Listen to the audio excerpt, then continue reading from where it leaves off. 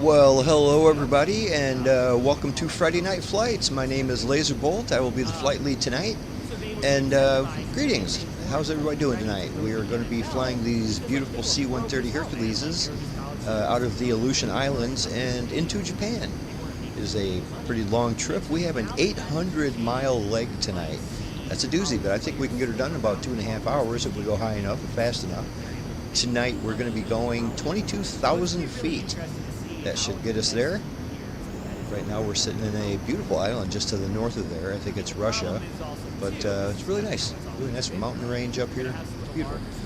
So we're going to be taking off in about 4 minutes. Like I said, we're going to climb to 22,000 feet and try to maintain 260 knots at 22,000 feet. And hey everybody, how you doing tonight? Got Longhorn and Wingnut Bob with us. Doing great. Doing good. That's what I like to hear.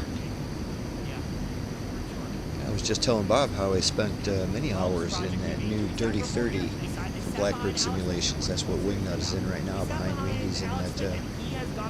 He's in a different paint job than the one I'm seeing him as. But that Dirty 30 is pretty nice. C-130J. It has a very advanced cockpit compared to the one I'm using. And yeah, it's a pretty nice bird. It's complicated as could be, but I read the instruction manual and took a couple hours and flew the hell out of it there over the last week. And I think I figured out most of what I'm trying to figure out. Yeah, it's a great bird. I really like that one. One of these days, that is going to be the default C-130 that we fly around. It's an amazing airplane. Yeah, I haven't flown her in a while, so I didn't want to risk it tonight. This one's an old faithful. Hey, y'all just wanted me to make a fool out of myself. I see. Well, you're used to it. Yeah, Oh, you okay. fly that all the time. I could have flown Yeah, it we tonight. used to. I felt confident flying it tonight. I almost did. It's just, I haven't quite figured out the instrument landing yet. I want to do an ILS approach when we get to this next airport. And I haven't quite got it figured out in the Dirty 30 yet. I've got all the other navigation stuff figured out, and that works pretty good, but just not that quite. Yeah, I haven't either. I can't remember what the hassles I had the last time I flew it, and there's been 1 or 2 updates since then. So I just need to get some time where I can fly it, where I'm not like on the microscope. Exactly. So I see we got Kubi, Montana, saying hi up in here, waving hello. How's it going, Kubi? Happy Friday. So if anybody would ever want to join us, it's really easy to do. You can grab the flight plan on the description of the YouTube video, and it'll tell you where we're going and what we're flying. And yeah, it's real easy to get the game on Game Pass if you're looking for a cheap way to get it. And we would love to have you. And while you're down there, you can hit like and subscribe and all that kind of good stuff. And yeah, if anybody ever felt like flying with us, it's a good time. We take it pretty casual around here. And we're here every Friday. We're going to be out of here in 1 minute, guys. 22,000 feet, 260 knots. Okay, I'm just waiting on the fuel truck. Yeah, it's going to meet you all the way out here, huh? Yeah, I my would auxiliary say tanks check were your empty. fuel, but this bird's got such huge tanks. Even with that 50% it starts you with, that's probably going to be plenty. Well, we'll see how much I have when we land, because I just put up to 100. I'll probably land at 49%. Right? I bet you will, yeah. I've got just over 31,000 pounds of fuel, so we'll see how much I use. Last time I used just hardly any at all. It was still over 20,000 when we got down to the ground. Are you your time set? Are we at 9 o'clock this morning, or? No, 9 o'clock was already kind of well into the day. I've got mine set so it was 7 o'clock at the top of the hour. 7 a.m. It's early I did morning flight. 6:30. Yeah, somewhere in the neighborhood should work just fine. It's a bit of an early morning flight. We should have the sun just coming up. Yeah, 7 o'clock I already had the pink skies, so it's like, no, I want to watch it transition into that, so I set Right. it back to about 30. Yeah, I set it back about a half hour, and then it lightened up in a real hurry. I mean, when I first started, it was kind of dark, and now it's getting light already. Well, it's going to be beautiful here. We're going to be taking off in about 10 seconds, so get ready for that. Really do like that mountain range around here. It's quite nice. Oh yeah, I just didn't even notice that those snow-capped peaks that Wingnut thought were breasts. Yeah, that mountain range has a nice rack for sure. There you go. They do look good over there. All right, guys, let's go ahead and get this show on the road. Well, actually, give me 10 seconds here. I forgot something. 10 seconds. Any other team, Bledsoe doesn't get hurt. Tom would still be the GOAT of insurance sales. Maybe with the tenor. Tom started my own YouTube channel about random history topics that people don't usually think about. Do you have any tips on starting out and learning how to edit videos?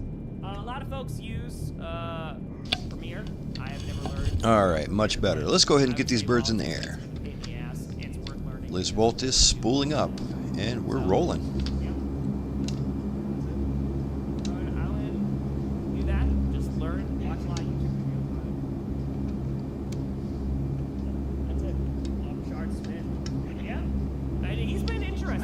As soon as you pulled away from it, Wingnut, your propeller stopped turning.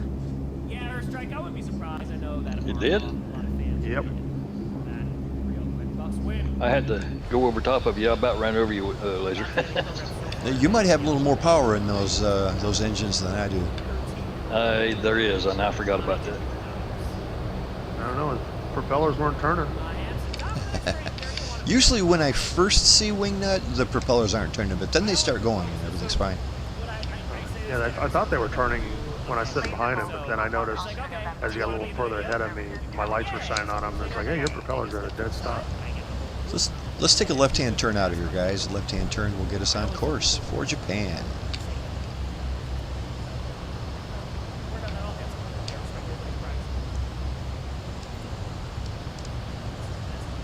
So, Longhorn, what do you see me in tonight? I don't know. I'm too far below, and yeah, I can't see you. I just see your big bright light on. Okay. You did have a yellow. I saw like a yellow stripe across your cargo door, though. Yeah, that's. If that means anything. Yeah, I'm in the Fat Albert Blue Angels C-130. That's a beautiful airplane. I love that. That Fat Albert paint job is one of my favorite. Oh, this thing is sluggish when it's full of fuel. Yeah, that's why I leave it at 50%. This bird, 50% is way more than you need. But we've got a pretty big runway we took off from, and a pretty big runway we're going to land on, so you should be just fine.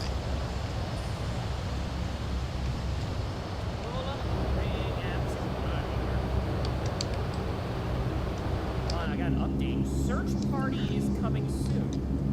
Starting next month, your outdoor ring cameras can help reunite lost dogs. I can't believe this whole time I had a YouTube video playing in the background. Whoops, sorry everybody. That was a little show called Tom Grossi. He's a football commentator kind of guy. And on Fridays he talks football, and I like listening to him. He's a good guy. Tom Grossi, go check him out. The only thing I don't like about him is he's a huge Green Bay fan, but he doesn't stop that from making him a nice guy. I like how, even though he is a big Green Bay fan, he still gives props to everybody. It's not just his team, you know. Hey, we almost beat them last week. I wish you did. You'd be doing my Lions team a hell of a lot of good. I sure hope. I hate rooting for Rodgers, and that's who they're playing this week. They got to play the Steelers. Green Bay does. And I hate rooting for Rodgers, but boy, oh boy, he'd be doing me a big favor. He could beat his old team.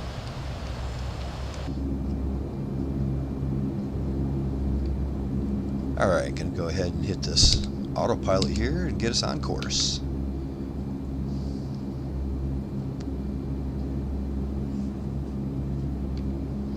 Yeah, my Lions got a big old bye week this week, so it's gonna be not watching my Lions this Sunday, and it makes for a weird Sunday. I love football, so I don't mind watching anybody else play, but it just seems weird when your team's not on, you know. Yeah, mine's got a bye week also. And we can kind of use it. Our defense especially is pretty banged up, although we played great against Tampa Bay. I mean, we really did. We knocked it out of the park. Our backups were absolutely amazing. Well, we're already been without our starting quarterback and our top 3 running backs, so Oh no. they're hurting. Got to have a good running game nowadays. Yep. And the funny thing is that they've lost the last 5 games in a row, and the total combined points of all their losses is only like 13 points. Oh, jeez, don't you hate that? It's so close. That's like Yep. 1 or 2 plays every game, and you would have had that. I tell you, I was really Yeah. rooting for you last Sunday. We were watching that game, and I was rooting for you big time. They should have had it, but they blew it I again. thought in they the did fourth for a quarter. second. Yeah, I thought they did, and then it just didn't happen. I mean, they at least played better and with fewer mistakes. And I don't remember if it was the week before or 2 weeks before. I believe it was against Indianapolis when DeMarcado frickin' had like a 70-yard run, and right at the end zone he flicked the ball because he had it. He Right. was going in for the score for the touchdown, and he hadn't crossed the plane yet, so the ball bounced through the end zone out the back, became a touchback. So he didn't get the points, and they got their ball on the 20. Oh my God, that's unforgivable. That's so Yep. bad. And we only lost by like 2 points. Yeah, So people are it's going like, to roast him over that for the rest of his days. Oh, well, the And the coach thing actually, is, somebody else did something similar. Like, I don't know, the week Well- before that, somebody was celebrating too soon and dropped the ball right before the end zone. Yeah, well, the coach shoved him when he came back on the sideline, and then the coach got hit with a $100,000 fine by the owner. Yeah, you can't do that. It's like, yeah, but he deserved it. Oh, I'm sure all the That was- fans wanted his that head. was- You know, That all the was fans just wanted him unreal. gone. It's like, what in the? And he didn't even realize, because he had a guy closing in on him. And at first they thought maybe the guy punched the ball out, but then when they replayed it, it's like, no, the guy didn't even touch the ball, but he had like started to slow down just before he crossed the end zone, because he didn't realize there was anybody near him, so he just thought he had crossed the goal line and threw the ball. Yeah. But he hadn't quite got across the line yet. So we got JMB checking in, saying, "Hey, Laser. Hey, guys. Well, JMB, how you doing, buddy? It's good to see you. Happy Friday. Hopefully you're getting along just fine tonight, having enough time to enjoy life."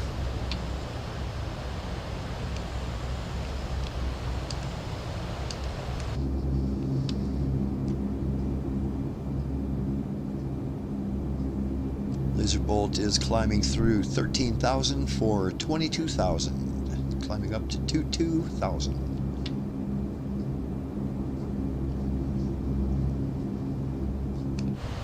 Got an absolutely beautiful morning here.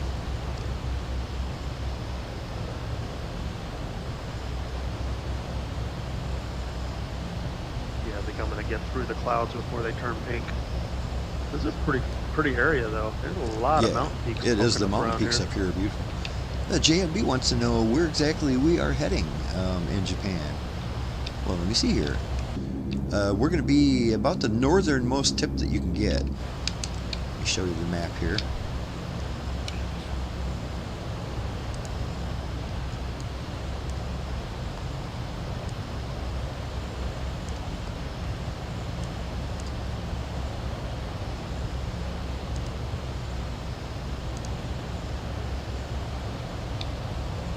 To a place called Wakkanai, way up north. Wakkanai. Yep, once we get to Wakkanai, we're going to switch airplanes over the next few weeks, and we're going to fly around a little bit slower type of airplanes in Japan so we can check it out real nice. It's beautiful there, and they just did a lot of work and made it real nice.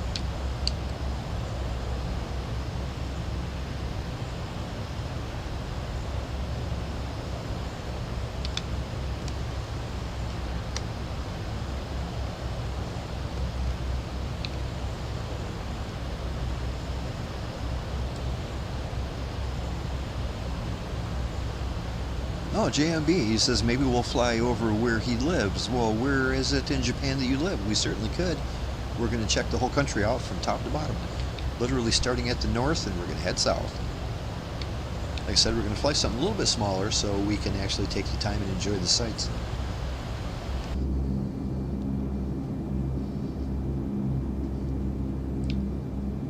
I was kind of hoping our buddy Matu would be with us tonight.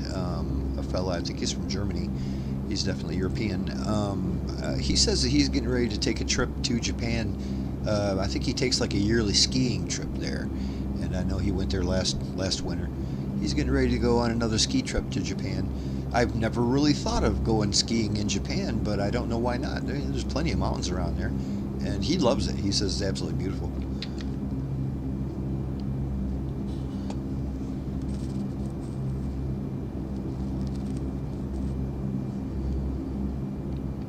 So our buddy Coast just popped in. How's it going, Coast? Happy Friday, man.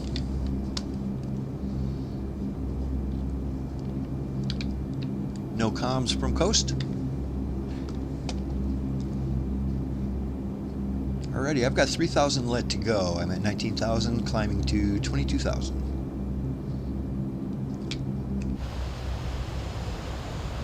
Am I going to need oxygen on this thing? You should probably have it turned on anytime after 10,000, right? I think it's after 18, but I don't even know where it's at on this plane. Yeah, I think it should be automatic, but there might be an override switch. Not even sure what it would be. I've never passed out before, so.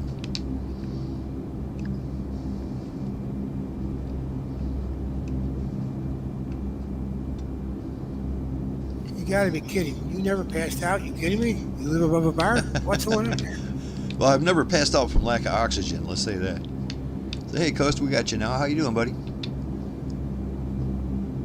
I'm back here, and I'm off the feedback loop I was on.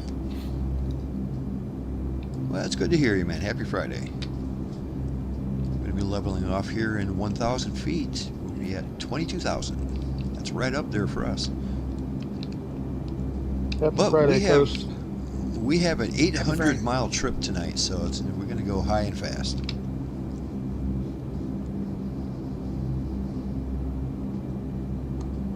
Yeah, we've been getting a lot of rain here. We all got yesterday or the day before, I forget which was. Thursday, I think it was. Yeah, we us got too. about 2 inches of rain. Yeah, I think you're getting the rain that we just got. And it all heads your direction. Yeah, it's been raining here for days. If it was just a little bit colder, it'd be snow. Yeah, we got a bunch heading in starting tonight for the next 3 days.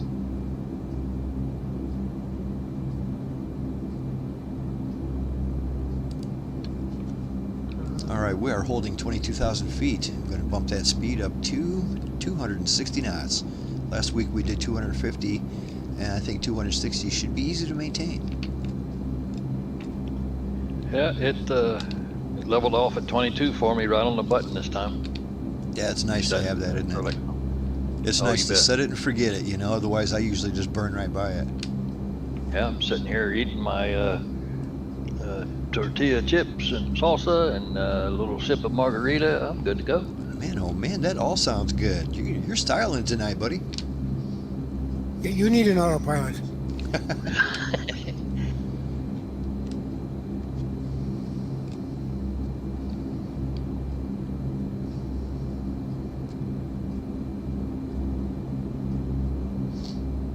All right, my speed's climbing past 245 knots. I'm shooting for 260.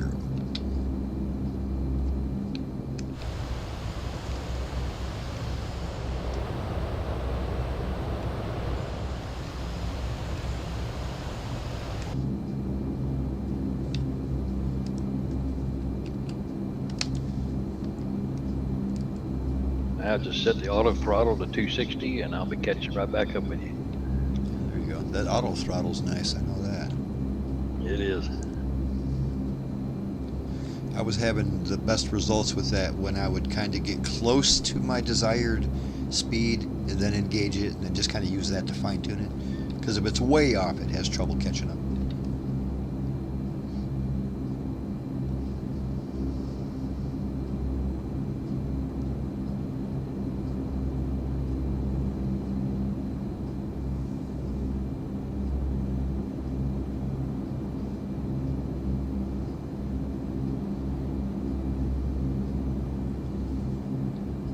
Yeah, JMB, are you living in Japan right now?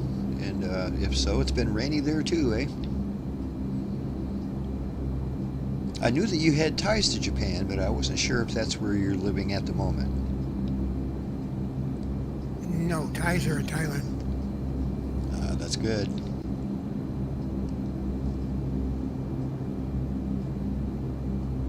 Oh, 8 years now. Okay, how about that?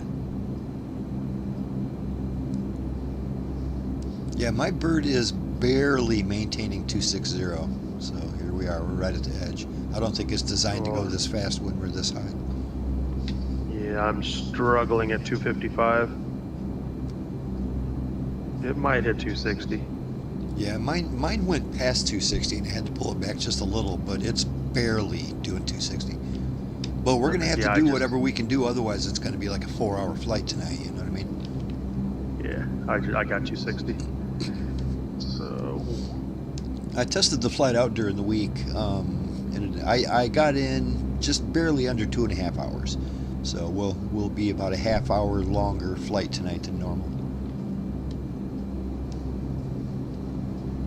By the way, if I'm distracted, I'm watching the World Series. There's a lot of people into that lately. Who's playing and how are they doing? Dodgers are leading the Blue Jays 2-0. They're in the, I guess, what inning? I forget what it is. Yeah, third or fourth inning. Gosh, I don't even know who to root for there. Certainly not a big Dodgers fan.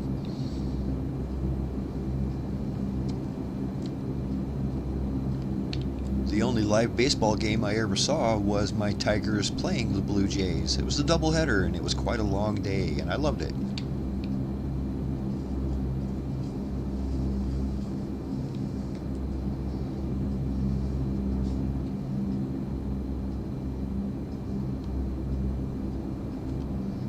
I go back a long way to watching baseball, or actually, before I watched it, I listened to it on radio.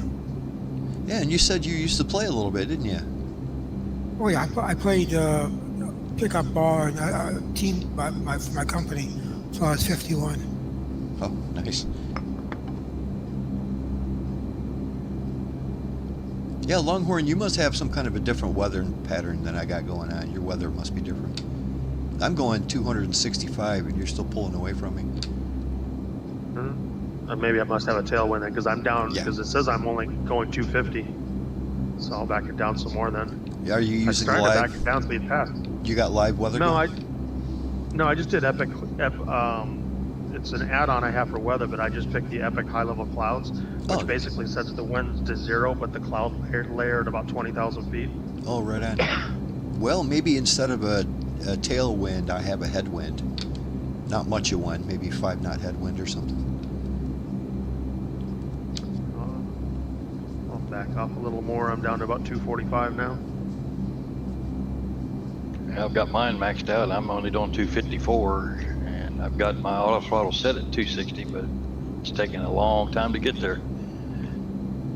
Yeah, if I've got mine maxed out, it wants to go like 270, so I got to pull it back just a little, but not far enough that it goes into that detent in the throttle there, that little indent. Yeah, I just hit 255, and I think about once a mile, I think I gain a knot. It's weird how 2,000 feet make that big of a difference, huh? Last week, we could have made 260 easily. So what kind of ground speed does it say we got going on right now? I'm hoping it's at least 350. Yeah, I'm showing 357 on my HUD. That's good news. That's good news. We'll get there. We'll get there on time.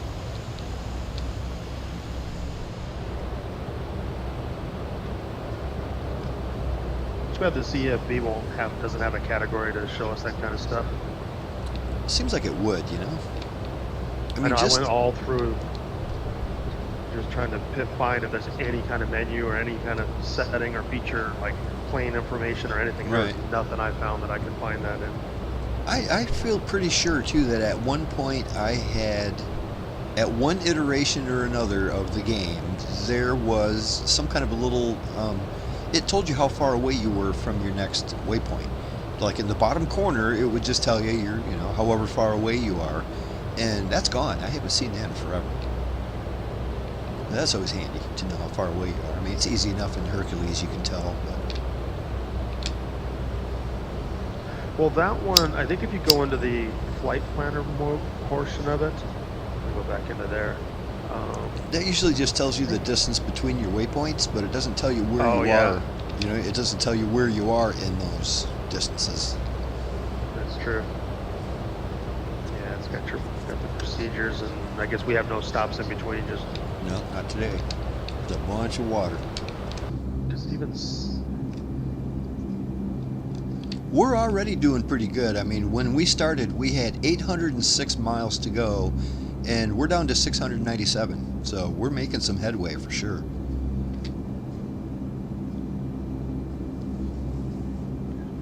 Ooh, catching right up to you now, buddy. Yeah, I'm down to 230. I have to go over you.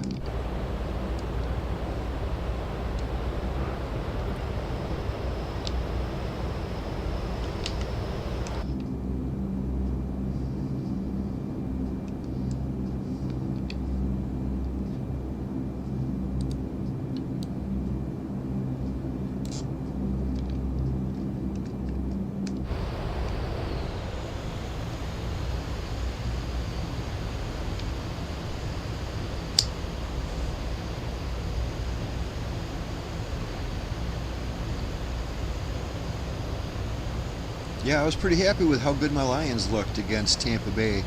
I was not looking forward to playing Tampa Bay. They're one of the #1 teams right now.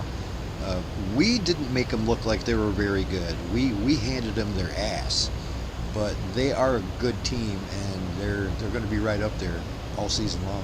As a matter of fact, in the power rankings, a lot of people had them at #1, and yeah, we played a real good game against them. I was very happy.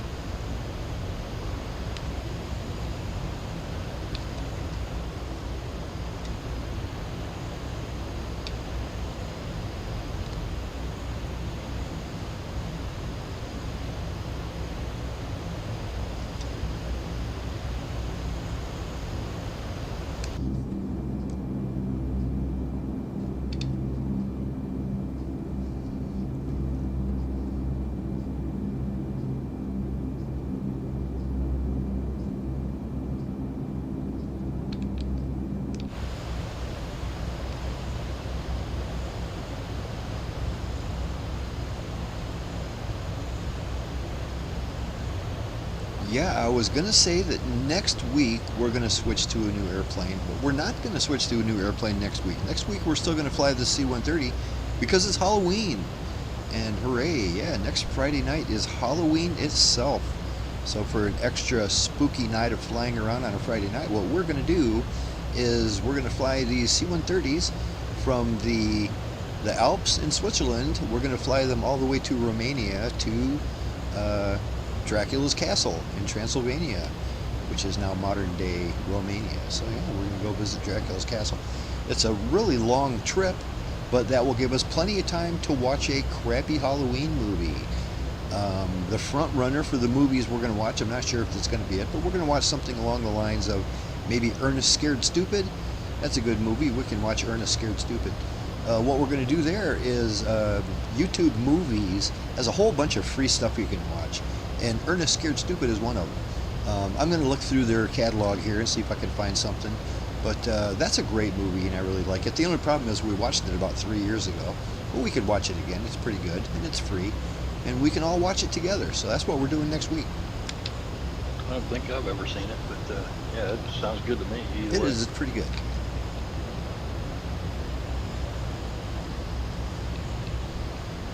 Luckily, when we get to Transylvania, the runway there does have an ILS, so we're going to need that because we're going to be flying at night. What we always do on Halloween. This is going to be like our, I don't know, 10th or 11th Halloween flight every year. What we usually do is we fly at midnight in a heavy storm, so it's real spooky weather going on, and we'll play some kind of a dumb Halloween movie and have a good old time. Boo. Boo-hoo. Boo you.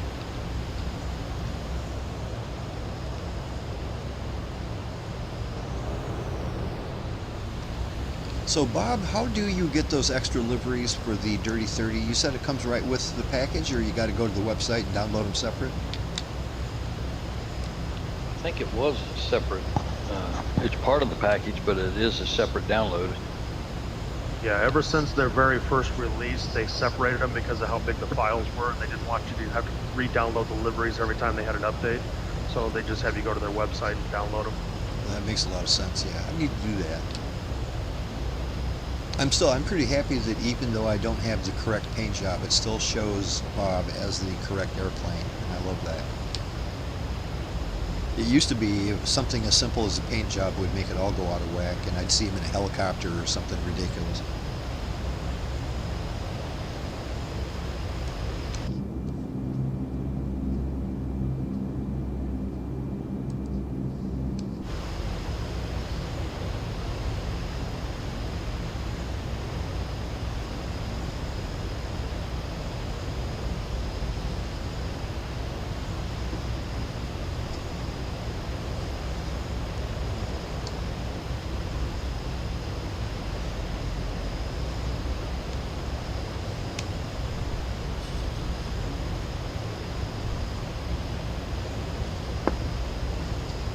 Well, that's a good feeling. Getting ready to grab my glass so I can go make a Friday night cocktail.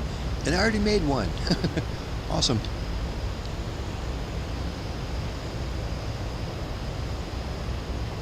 You don't just call down to the bar and have them bring you one up. Right. Have them send up one of the boys. Get you one of those dumb waiters. We got plenty of dumb waitresses and waiters down there, don't worry. I hope my boss ain't listening.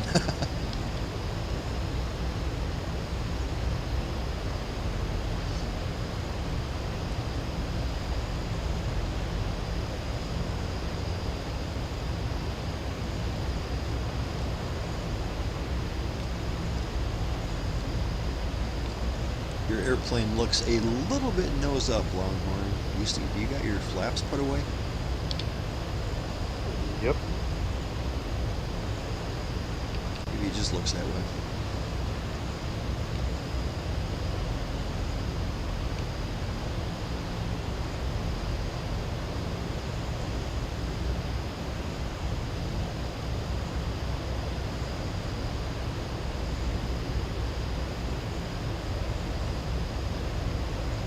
Yeah, Longhorn, I was really trying to figure out how to get the Dirty 30 to follow the GPS line, or to at least follow your flight plan, GPS or not.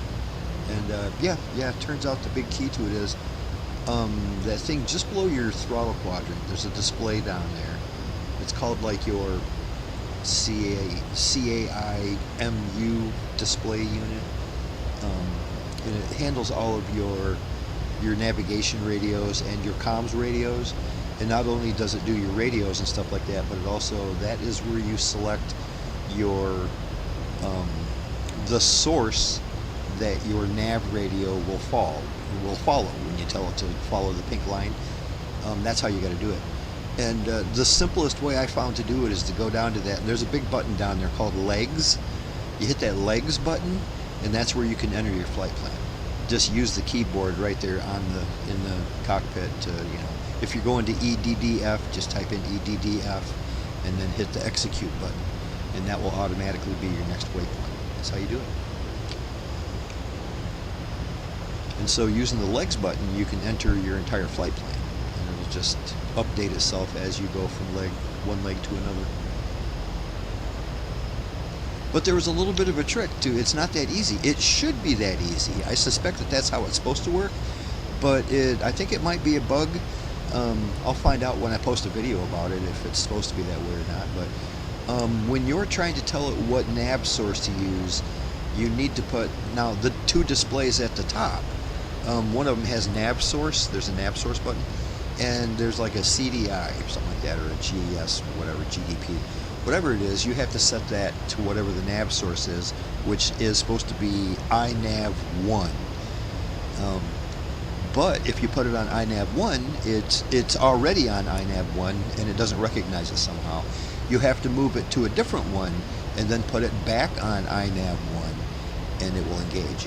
I don't know if it's supposed to do that, or just, it doesn't seem like that's how it's supposed to be. I bet you that's a bug of some kind. Like, it doesn't recognize it until, it's like you need to toggle it off and then on again. But once you do that, it'll start following that line.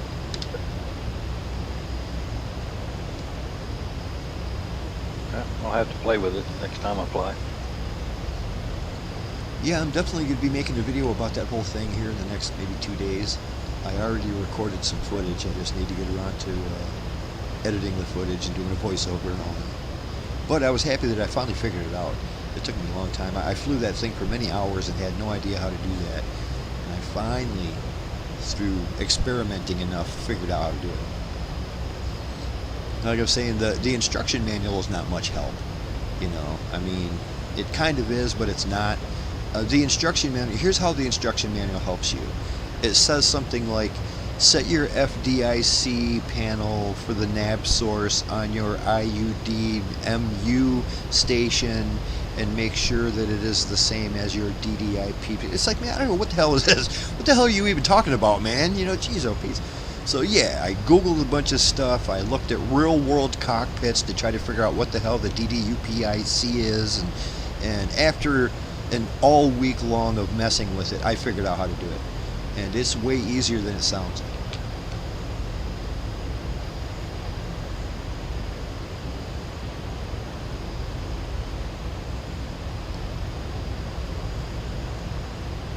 Look at that, we got all the birds together in one shot. Looking good.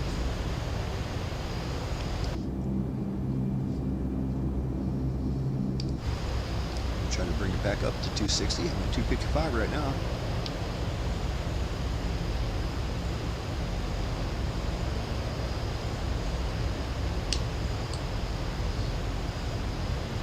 One week away from Halloween.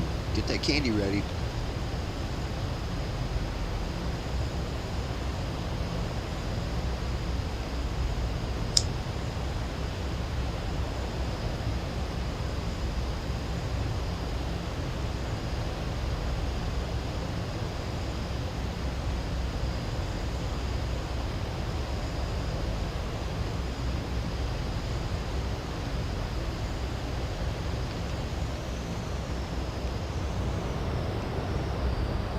Still that big blanket of clouds when you're up above them this high. Yeah, I'm flying right through them.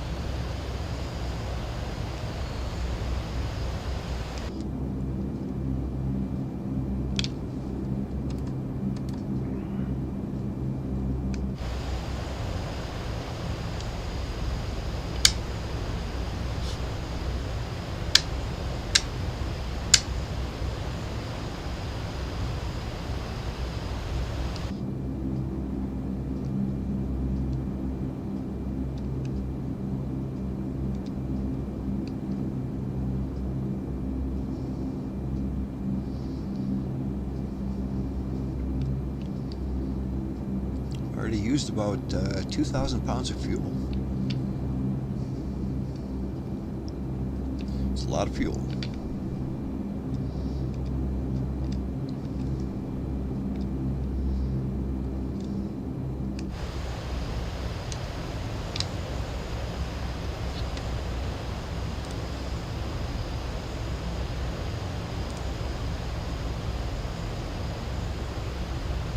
Well, it's not too early to get set up for this ILS approach. We've got a little ways to go, but we are going to be coming in on ILS runway 8 when we get to Wakkanai. It is a simple frequency here. We've got a 111.1.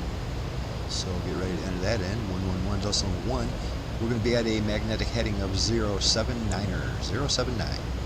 That's also going to be runway 8. So count on that, runway 8, 7,000 foot of asphalt. I'll remind you, we got about 2 hours to go.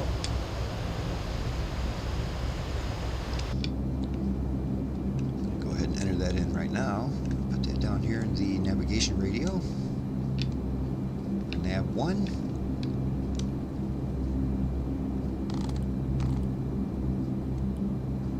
There we go. 111.1.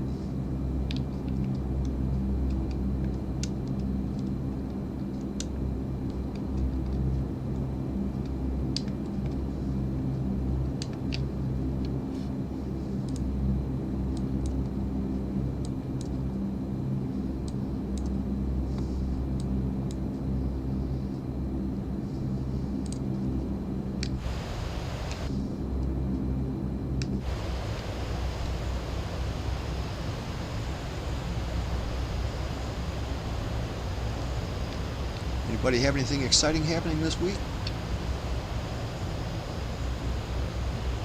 No, nothing I can think of. Just work, work, work.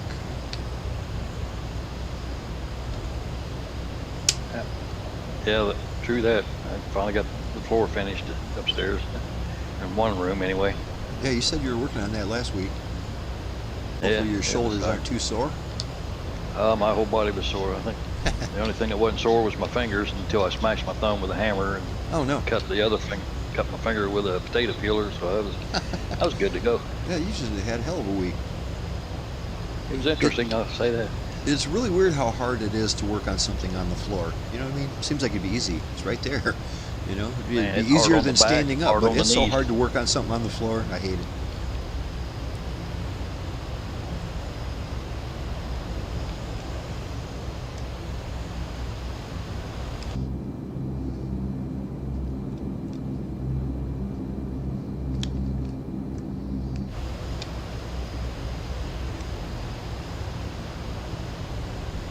You know, it took me a while to figure out the difference between the in that Dirty 30. What's the difference between the auto throttle switch and the what's the other one? The indicated airspeed or something switch. Both of them try to maintain your speed. One of them's auto throttle, and the other one's to the left of it. I forget what it's called. IAS on there. Yeah, IAS. It Well, what it airspeed, is maybe if you hit the IAS button, it will attempt to hold your speed exactly where it is right now. And it'll do that by raising and lowering the pitch of your airplane to try to make you go faster or slower, just to keep you in that range. That's different from auto throttle. If you use auto throttle, it uses your throttle to try to keep you at that speed. Which seems like a lot better way to do it to me, if you ask. Yeah, it's maxing me out at 255. It won't, Yeah, I don't that's know if probably it's a faster than headwind it probably doesn't even want to go that fast. yeah, it's maxing me out at 255 right now. I'm surprised you don't have a bunch of warnings going off, but usually, like I said, that's really pushing it. You might be getting some cowl pressure warnings or some. Well, I turned my anti-ice on because I was getting some icing earlier. So that's going away now. Yeah, I don't think this bird that we're using has it even ices up. It's not modeled. Well, certainly not the one I'm using. I'm using a 2020 version, but maybe the 2024 version does. I always liked it when it happens on a smaller airplane. It's kind of a neat effect. And you can see the ice building up on your wings. That's kind of creepy. Yeah.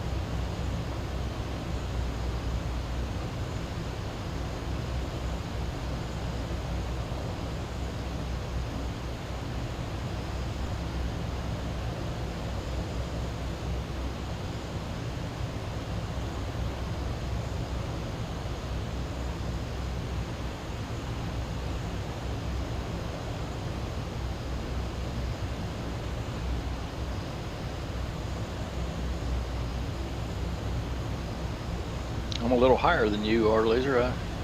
My altitude says 22,000, but that's our altimeters are set different.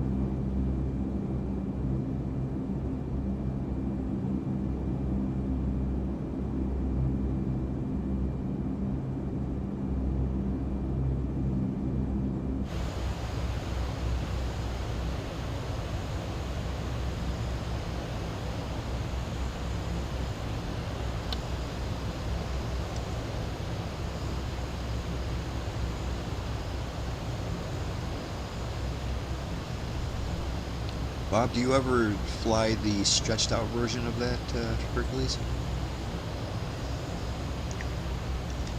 I have a few times, but mostly I've been in the short one. It feels like basically the same thing. Right. I just like the way the short one looks. This is what a C-130 looks like to me. That big one just kind of looks a little strange. Yeah, I feel the same. When I was in working with them and flying on them, it was always a short version, so I'm kind of partial to that as well. Yeah, it's like the bigger one's almost awkward looking. It's just off.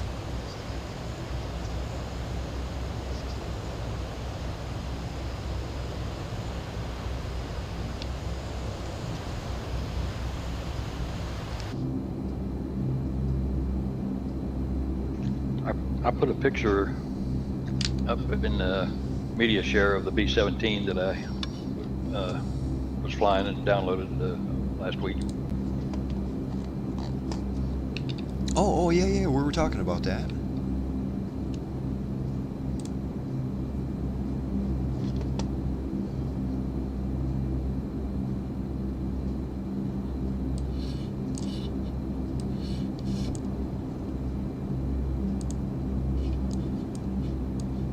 Oh, and Longhorn put one of his C-130 going through the clouds there below him. That looks cool too. So I'm looking at that 17. Look at that. That's nice. Well, you got your guy in the gunner position and everything. Cool.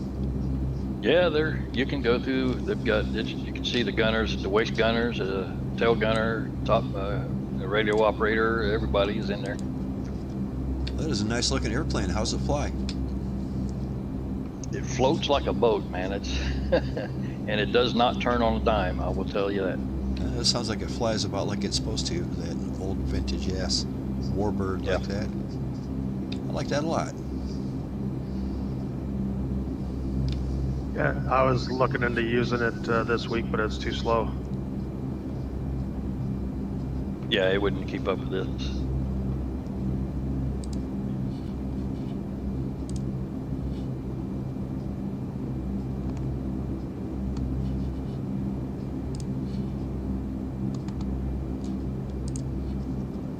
Oh, there's that F-16 that Razor was in last week or 2 weeks ago when he flew with us. How cool would that be to have him flying with us tonight, huh? It would be great to have a little fighter jet escorting us. It's beautiful.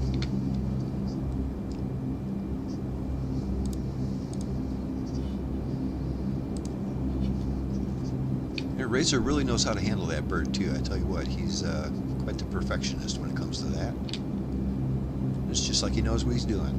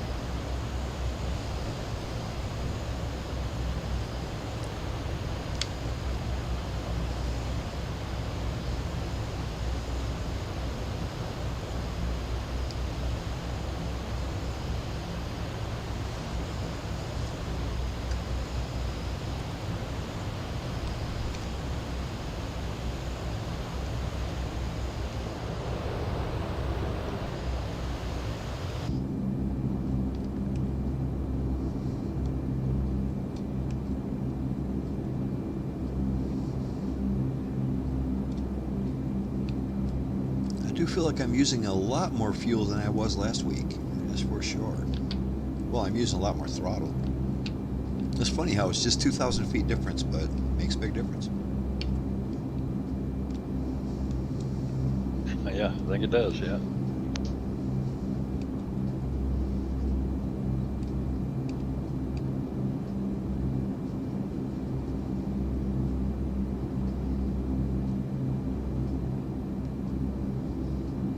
I'm just above you there.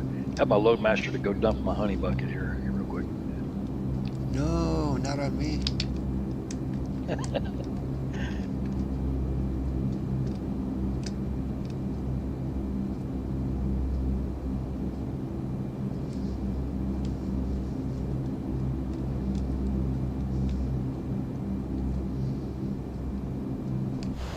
Tied 2-2 now over in the World Series.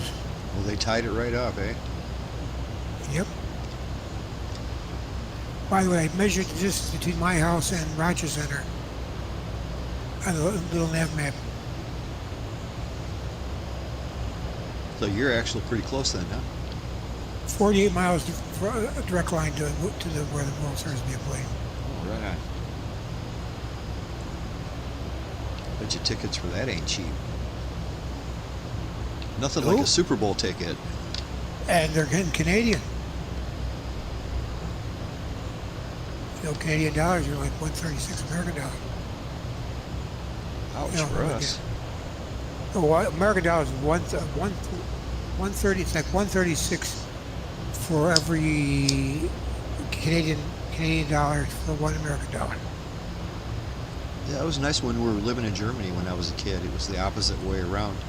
Like the American dollar was worth more than the Deutschmark. So when my dad would get paid, he would get paid in dollars, you know, we get paid in American money. It went a long ways over in Germany, a real long way.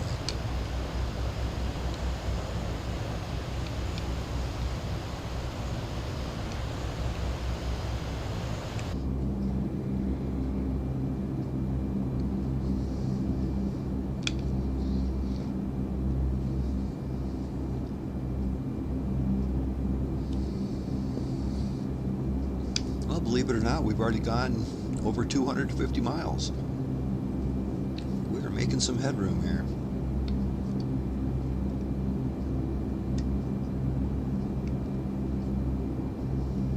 Is that Max Headroom?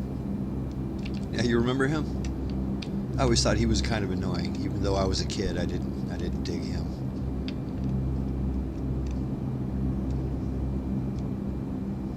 I don't even remember what his purpose was. I think it was a Pepsi commercial or something is how he started. Yeah. That's what I thought. I thought it was either Pepsi or RC or something. Yeah, something. Yeah, it's like an avatar.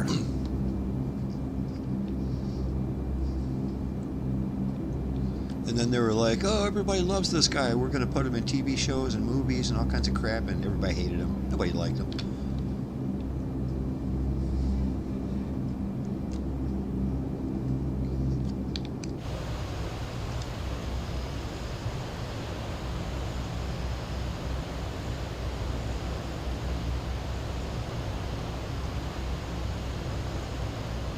Did you check out and see if any of these islands off to the left, this long chain of islands, had any runways we could have landed at? None that we could have landed at. Almost every one of them has at least one dirt strip, but it's like, you know, there's an 800-foot dirt strip. It's like, well, that doesn't do us much good. It's got to be at least 3,500 for us.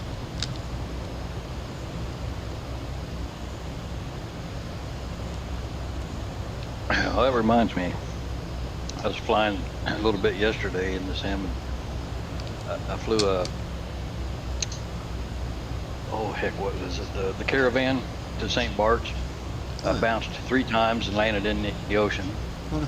So I tried it in that Cessna 404 Titan that we were flying, the twin engine, and I came down perfect and stopped right at the edge, at the end of the runway. Right there, stomping on those brakes. Yeah, if you've ever flown into St. Bart's in this sim, it's a pretty wicked runway. Is it? I like that 404. It's got that reverse thrust. It's real handy. Or does Hey, it? there's a 4,000-foot grass runway on one of those islands. Is there? I must have ignored it as soon as I saw it was grass.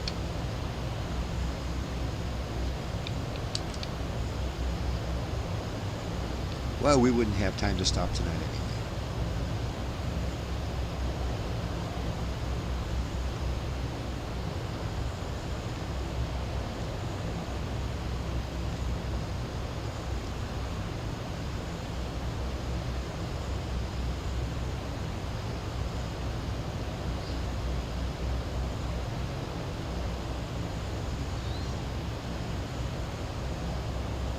but one of those islands must have a volcano on it because it's like there's a big lake in the middle of the island with an island in the middle of the lake.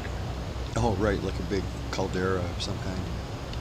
That's really cool. I'm gonna have to go back there one of these times and check that out because it looks huge. It's like 4 or 5 miles across the lake, because, and then the island's maybe another mile or two in the middle of it. I'm sure back in the day when we were doing our around the world flights, we visited that chain many times. It's just tonight I wanted to get it done in one big hop, just get there.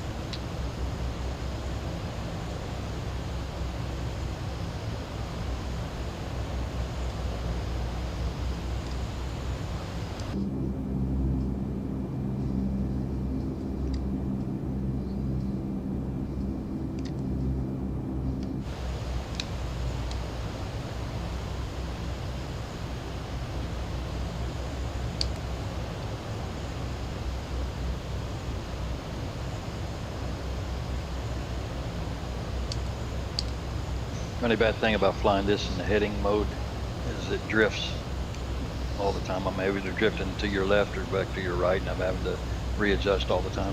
Oh, right on. You're right on. That might actually be me drifting because I'm following the pink line, and on this long of a distance, the pink line is curved because of the curvature of the Earth. So Yeah, you I might find be myself- you might be going straighter than I am. Well, it could be, I don't know. But I find myself having to adjust 1 degree just to get back in line with you, either left or right sometimes, you know, back and Right. forth.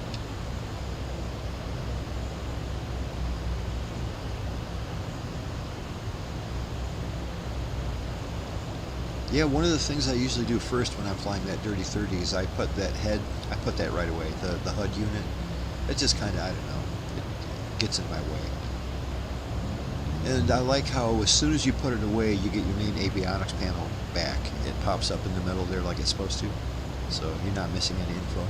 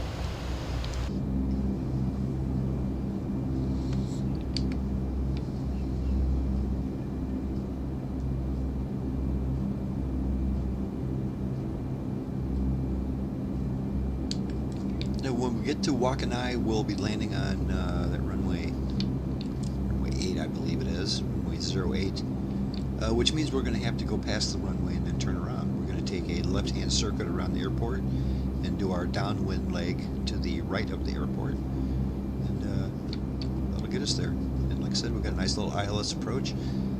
When I came in, I tried the ILS approach during the week, and it brought me in a little bit to the left. Not nearly as bad as that last airport kind of brought us in straight into the ground. That wasn't good. I was embarrassed about that. I crashed hard. But this next airport has a correct glide slope, but it brings you in a little bit to the left, so just be aware of that.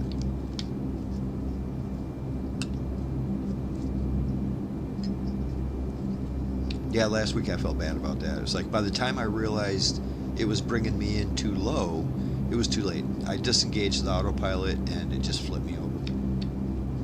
Well, it probably would have been too low if they just didn't have those trees at the beginning of the runway. Right, but it still would have landed me about 100 yards before the runway even started. You know what I mean? It was trying to land me before the runway.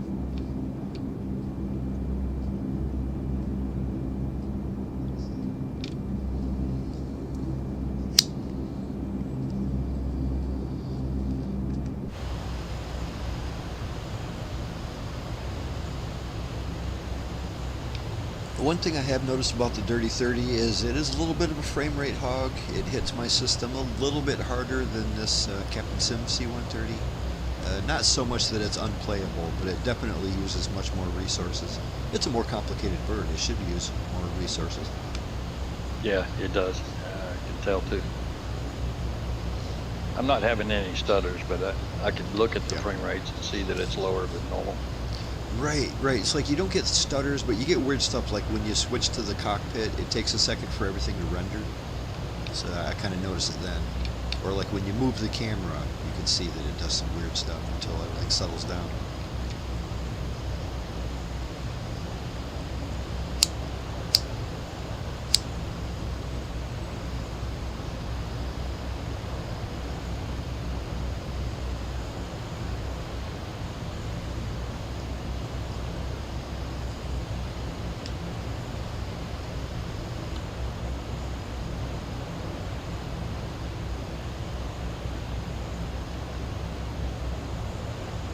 Must be starting to hit a headwind or something because I've got a max throttle and I'm down to about 242 now. Yeah, you keep falling farther and farther behind. Actually, it looks like you're catching up just a little. You're finally catching up a little. And Wingnuts dude just jumped out of his airplane. There he goes. Whee! I'll try not to hit him. Yeah, it says you're actually pulling away from me now because I had you down to 2.22 miles and now you're at 251 and climbing. Yep, same for you. 2.56. Yeah, I've got this thing like directly on 250 knots. If I breathe on it, it'll go slower. It's pretty maxed out. Yeah, I can't get this to go any faster now. I'm maxed out now.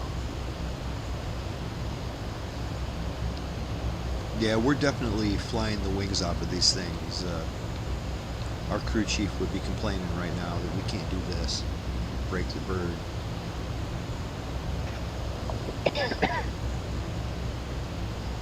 They weren't designed to go this fast, but that's what video games are for, huh? I don't know, that little yellow checkered needle is pointing about 280. So this thing should be able to go 280. Can't get that white needle anywhere near it. 280 before it starts complaining, like before the airplane says, hey, knock it out. And maybe weather headwind that we're flying into. Yeah, from what I understand, the reason for the, not just so much that we can't maintain a high speed, the reason for that is obviously the air is so thin up here. Our indicated airspeed is hard to maintain because there's not much air going through the pitot tube. But our ground speed is going crazy right now because we're going super fast. But also,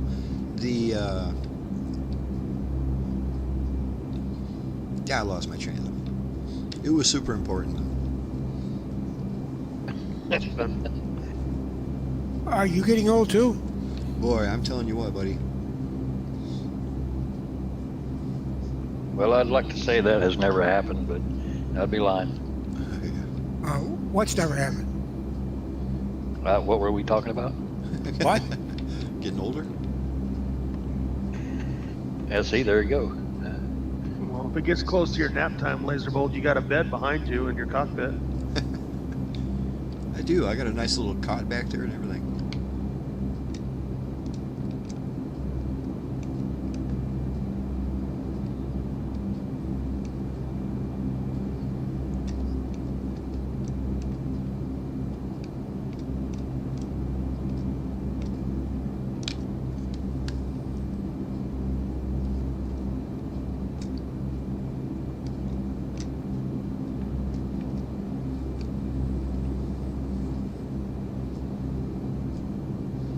I remember what I was going to say. The reason why you need to really watch your speed when you're going high is although the air is really thin up here, the airplane is not receiving a bunch of force from the wind blowing at it, so you don't need to worry about your wings ripping off or nothing like that because you're going too fast. You don't need to worry about stuff like that, but you still need to worry about G-forces.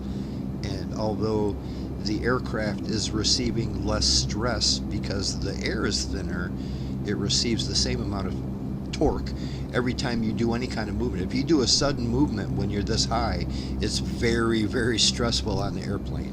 Very bad. Like I said, it doesn't seem like we're going that fast, but we're going way faster than normal, and the gravity involved is the same. All the, you know, the inertia involved is the same as if we're going 400 knots right now, you know.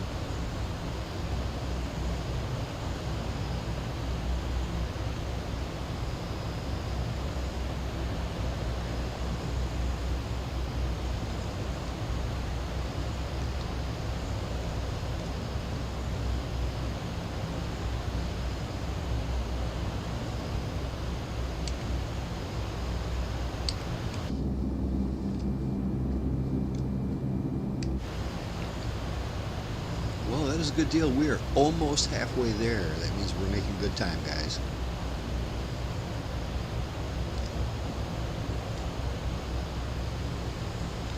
I'm doing 254 air and 356 ground speed. It's a good ground speed.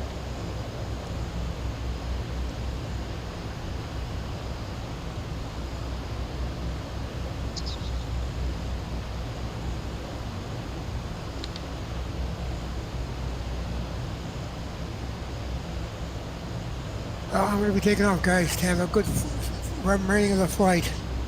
You too, buddy. As long as you can stay awake, you're good. Oh, I'm not having trouble staying awake. I'm just having trouble getting my brain to work. Big difference. So, who do your Bills play this week? Do you know? I haven't checked that. Hold on. The Jaguars? Jags. I think you guys just got off a bye week, didn't you? Yeah. I think it's the Jags. Well, good luck on Sunday. I'm hoping to watch. I'm trying to find a good game to watch. My Lions ain't going to be on, so there'll be something. Hopefully, they're going to be playing that Green Bay game. I want to watch that. Well, they're going to be playing. Football on weekends is almost impossible not to see. Yeah. Well, it just depends on which games they show locally, though. You know, it's often not anything I give a crap about. Yeah, we get either locally. We used to always get the Cleveland games Right. in the old days. Well, I'm guessing since this is a big game, Green Bay and Green Bay hosting the Steelers, that's going to be a big game right there. Boy, I tell you, everybody wants to see. I'm sure the entire Green Bay crowd is going to be booing Rodgers, and Rodgers wants to come back and look good in front of them. You know, so it'll be a game. Anyway, buddy, I'll let you get going. Have a good one, guys. Yeah, take care. Sure. buddy. Enjoy your weekend.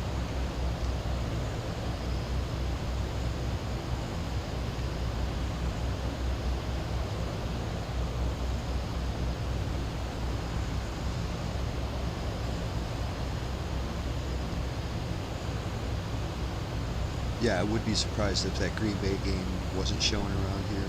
Because for one thing, that's a division opponent. Plus, that might be the game of the week right there. That might be on all the broadcasts.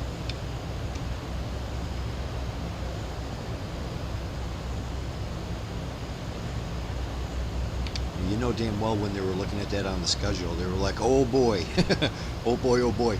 They scheduled that on purpose. Without a doubt, they scheduled that on purpose. You know, Rodgers having to come home to Green Bay, yeah, let's do that.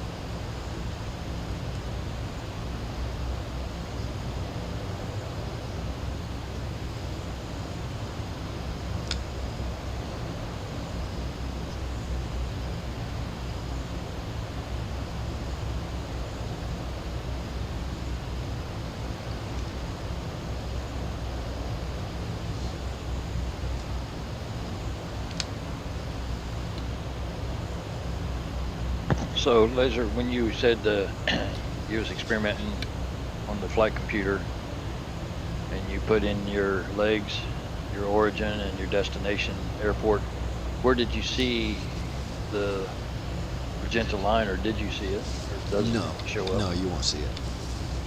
Okay. And the way I did it is, like I said, I hit that legs button, and it has like 4 dashed lines at the top. When you type in like EDDF or whatever, well, first you need to type in the airport that you're starting at. Otherwise, everything will be off. So type in the airport that you're at. I always do it on the ground. And then up at the top where it has those 4 dashed lines, click that button, and it'll take what you typed in and put it in that spot. And then type in your next airport, and then hit the next button, and it'll pop that into the second spot. And then so on, till you got your entire flight plan. And then there's a little button at the bottom of the screen that says execute. It has a green light on it. Yeah. Hit that execute button, and it will automatically put you on the first leg. And then when you put it on nav, like I said, you got to do that little trick to where you take the GDI or whatever, it's in the top right hand corner of the upper panel. You need to switch that off of iNav 1 and put it on the one right above it. I forget what it's called, ITAC or TCAS. Put it on TCAS, it's right above it. And then put it back. Yeah, immediately put it back on iNav 1. And you'll be following the pink line. It won't be the pink line, but it'll look like you're following the pink line on your EFB because it's the exact same course. You know what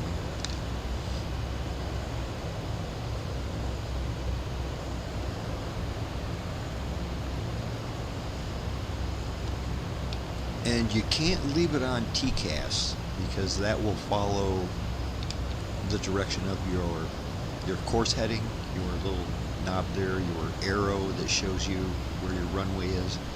It'll follow that. So don't leave it on TCAS, but you need to put it on TCAS for just a second and then put it back to iNav. And then everything works good. I don't know, it was as simple as that.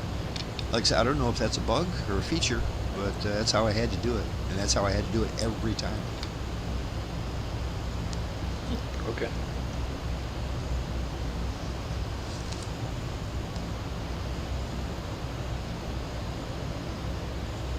Well, I did it. I don't know if it hit execute, but I don't know if it's going to actually.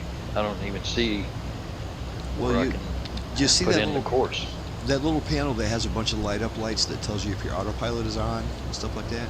It should say, at first it'll say nav arm, and then when it actually locks onto the signal, it'll say nav something other. It won't say arm anymore. It'll say like lock or something. There's a nav capture beside it, but it's still showing nav armed. It still says nav arm? Yeah, mine does. Yeah. I was just trying to load it in there while I'm flying along and see if it'll lock on or not. It should work. There's also, instead of the legs button, what you can use is there's another button down there, like right above legs, that is essentially the same thing as a direct to on a normal GPS, like a direct button. And you can do it there too. It'll just, instead of taking you from airport to airport, it will begin your flight plan at where you are right now. Wherever the hell you are right now, it will show you the direction to the next airport. And yeah, so that's, if you're in the middle of a flight, I would recommend using that button instead of the legs button. But one way that you can tell that it works and everything is you can see it gives you your distance now. If you're looking just below your artificial horizon, it tells you how far away you are from everything, and that's handy. Okay, it did capture that time. It went from nav arm to nav capture, and it says 416.43. Yeah, that sounds about right. Yeah, that's pretty slick, isn't it? Yeah. Yeah, well, thanks for the tip.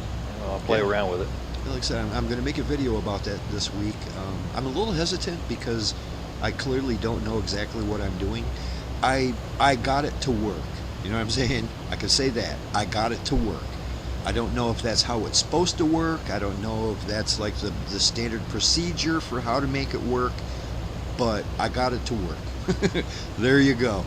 I'm going to make a video about that. If I'm doing it wrong, let me know, people, that kind of thing, But I got it to work, and here's how you do it.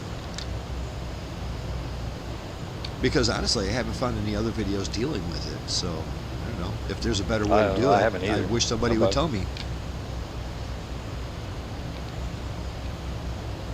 I did see one video dealing with it, kind of. It was a year ago, and it was a video from the developer themselves, and they were basically just showing off all the functions of the autopilot and that MU unit, and he was just like going through it really quickly.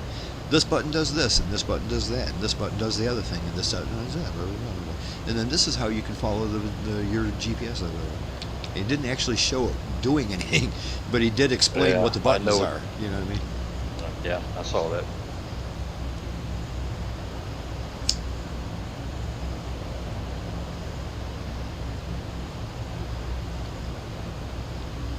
So anyway, like I said, I'm going to make a video about it. Hopefully the video gets a bunch of views, even if it is a bunch of people telling me I'm doing it wrong.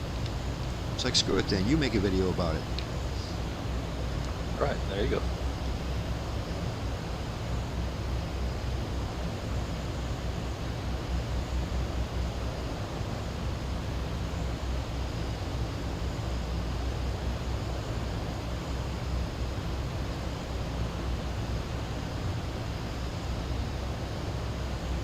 Yeah, when did I see your prop stopped again? That is a weird thing. I wonder why it does it. And then when you get closer, they'll probably start back up again. Maybe it's just a level of detail model. So that particular LOD, it doesn't spin them. You know, they don't spin. They should, but they don't. Oh, okay. I bet when That's you're weird. closer, they'll spin.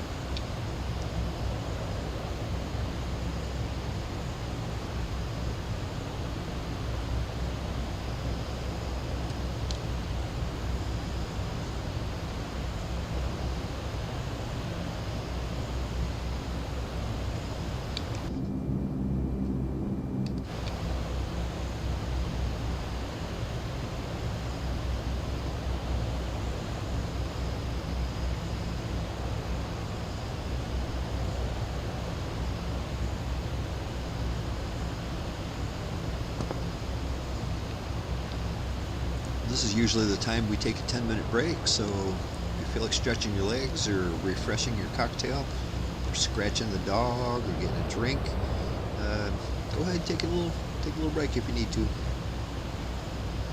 This isn't the most stressful activity in the world, so I can sit here doing this all weekend.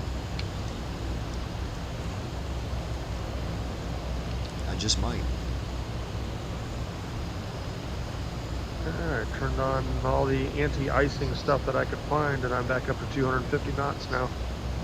Really? So it was like it was doing icing effects, it just wasn't showing the icing effects, but it was modeling them. Cool. Yeah. That is pretty cool. I noticed that. Yeah, I'm slowly climbing. I'm at 255 now. Yeah, because you guys got like Right 7.5 miles ahead of me. Yeah, you just kept slowly falling farther and farther back. I thought you were going faster than me there for a minute. Maybe you must have started icing up.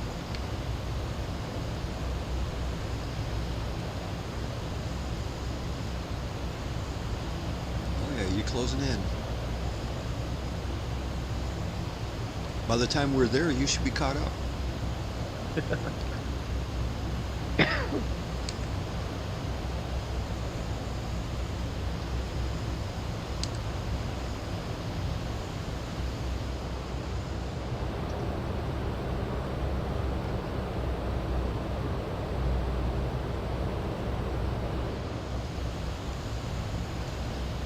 Longhorn, what are your dogs' names?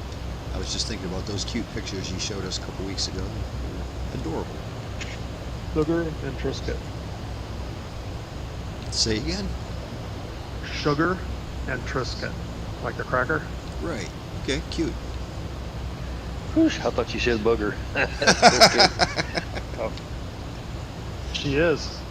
But no, her name is Sugar. The one we lost a couple years ago, her name was Cinnamon. All of our Nice. dogs have to be named after food.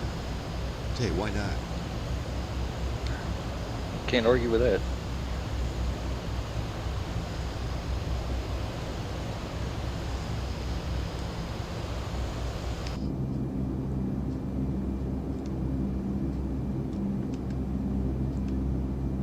Yeah, I'm using a lot of fuel, no doubt about that. I haven't quite used half of my fuel yet, and I only started with half fuel. So I haven't quite used half of that. but I'm using a lot more than I did last week, for sure. Last week I had this much fuel left when we got on the ground. Yeah, that makes sense why I was icing up, because I've literally been flying through the clouds almost this entire flight. Yeah, latching onto your airplane.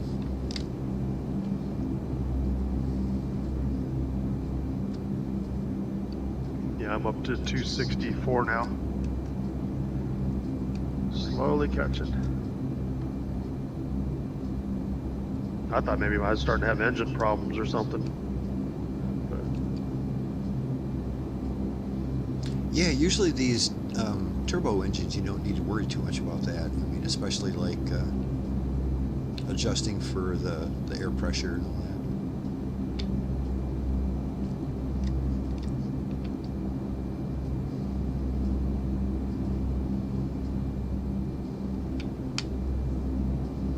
Glad I found it before I fell out of the sky.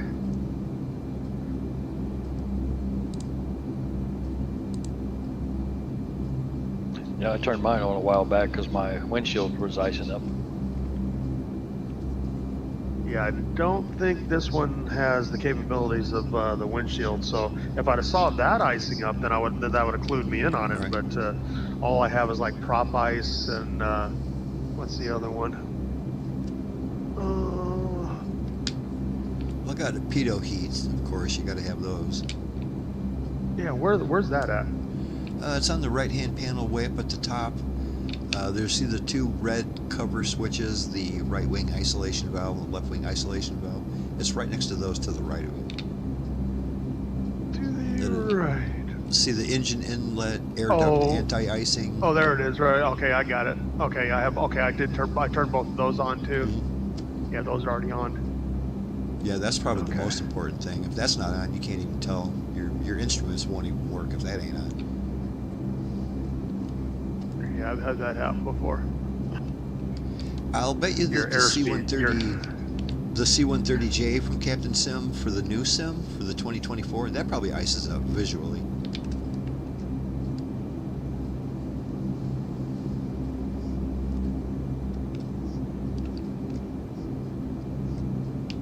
$350 miles, boy, we're really making some ground.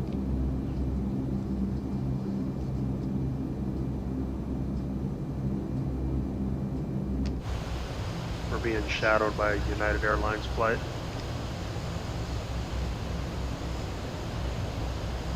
Might be Matu going on a skiing trip.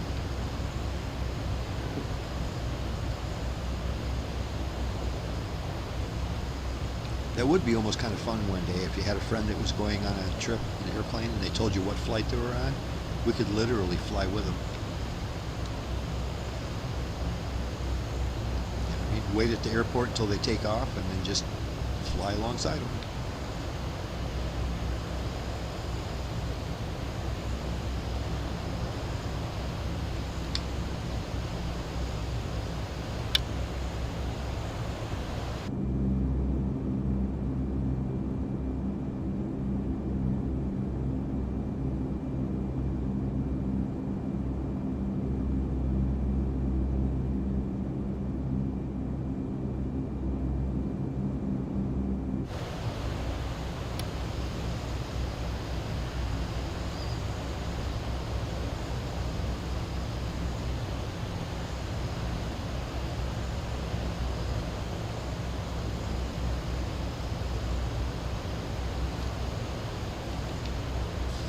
I still haven't even attempted to do a full cold and dark startup on that on the Dirty 30 there from Blackbird. I read the instruction manual how to do it. They're very thorough on that, but I just haven't done it yet. I've done that a few times, but every time I do it, I get that a fail on altitude fail on my HUD for some reason, and I don't know how to clear that. Right, that's something, yeah, that's like in the flight computer has something on it that you need to monkey with, I bet.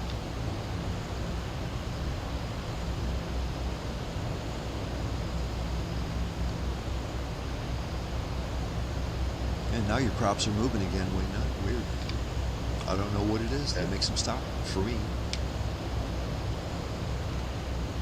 And like I said, I think it's a level of detail thing. Like if you're at just the right range, the model that they show you, the texture they use, yeah, there you go. It just stopped again. Weird. It's weird. I know my frame rates has dropped all of a sudden. Like as soon as I Way said down. that. No, just the last few minutes I've been watching it. It's just consistently dropped. Huh, weird.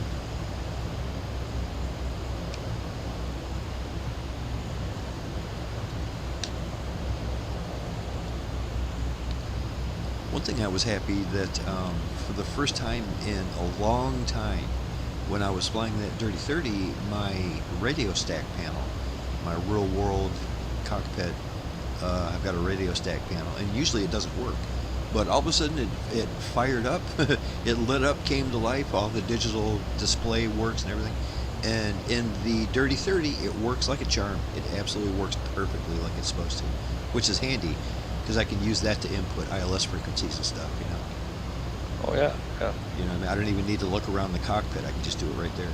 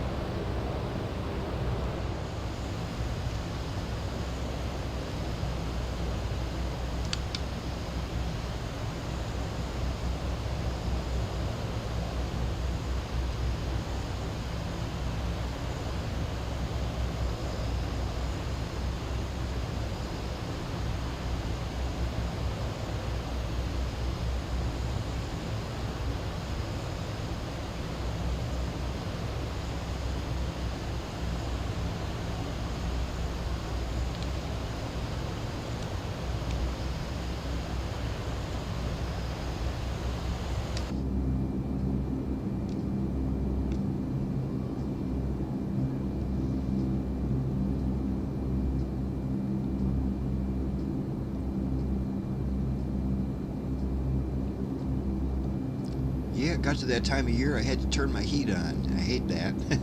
I feel like that's like giving up. It's like, ugh, okay, summer's over, time to turn the heat on. I try to wait as long as possible. Oh yeah, we finally got that down here in Tennessee. Got the cold came all the way down here. Take some of that. 42 down here this morning. Really? Ooh, that sounds like temperatures we've been getting.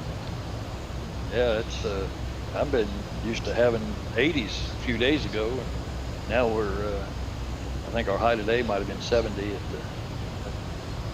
Right. somewhere around there. That's what our 42. forecast was for today. 70? Yeah. It'll be 58 tomorrow and rain. Lord, I was just thinking 42, that's getting awful close to snowing. Well, they predicted 37 for us, but When I got up this morning, it was around 42. Nashville was showing 37, but and I'm only like 45 minutes south of Nashville. Yeah, I'm like coast up here. It's been raining a lot lately. Of course, it's getting cold. The normal temperatures are around 50 around here right now. But it's been raining a lot, so it's starting to feels like fall. Yeah, our leaves have really did a drastic change over the last week.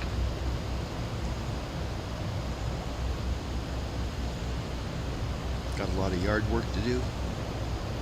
No, not my. I have it's called a live oak. It doesn't really drop any leaves, but there's a road that I usually take a couple times a week, and I think the last time I took it last week, it's with all the leaves were still green, but coming back through there today, all the leaves were yellow and half of them had fallen off the trees. Yeah, that is pretty, especially when you get them bright red ones.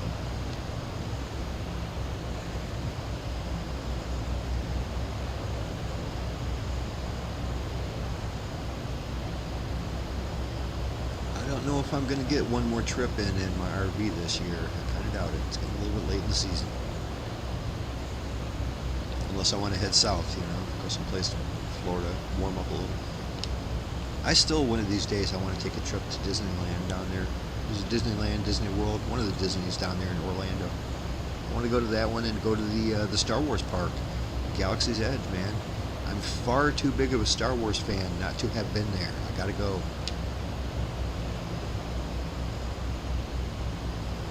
When I got a couple $1,000 burning a hole in my pocket.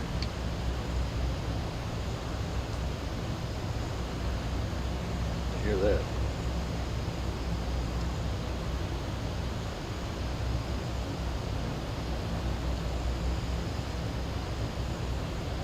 That's definitely on the bucket list, though. That's something absolutely got to go. I'm far too big of a Star Wars fan not to have gone there already. That and Vegas. I've never been to Vegas. Let's go to Vegas.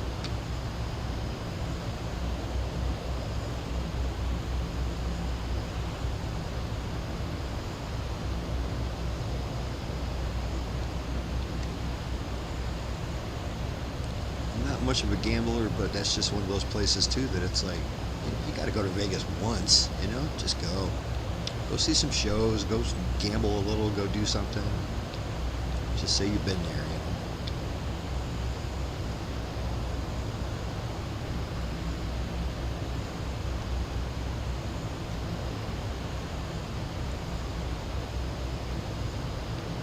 I'm not sure if that would be a good RV trip, or I should probably fly. Yeah, there's not a lot of RV places.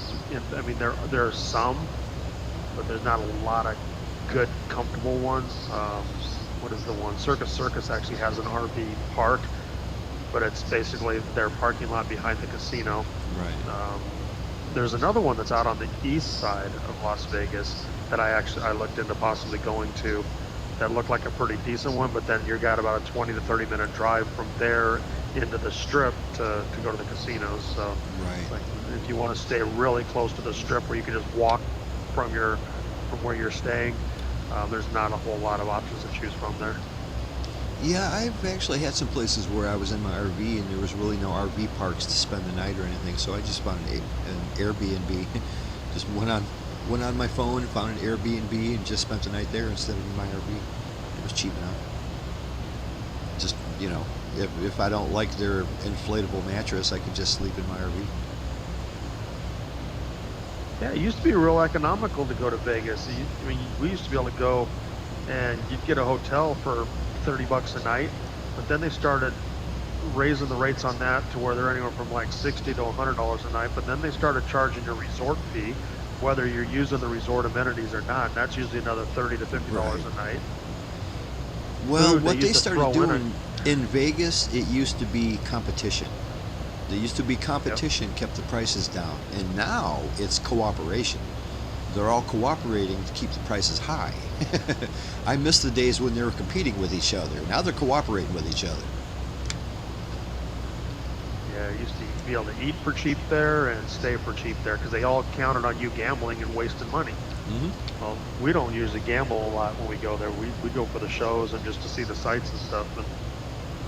But now it's like, well, shit. Now it's cost you several $100s just to go and not do anything. We did take a helicopter tour around down the strip and back once. Oh, that sounds cool. One of our anniversaries. I would like to do that. I'd like to do that and compare it to what it looks like in the game. I'm very familiar with what it looks like in the game. I've been there many times. It's cool, especially at night when it's all lit up. Yeah, this would have been 25 years ago. Ooh, a little bit back. Yeah, the Stratosphere had just been built because we did ride the roller coaster that's on top of that, and basically we took off from McLaren, I think it's called McLaren Airport. This is the big one. And then you fly down one side of the strip on one side of the hotels, and basically about the altitude of the top of the Stratosphere. And then they took you down, and then you just went real close to the Stratosphere and went around the Stratosphere, and then came back down the other side of the strip. I think we were in the air for like 20 minutes, 25 minutes. That big old globe thing they got right now probably dominates the entire landscape. Oh yeah, I haven't.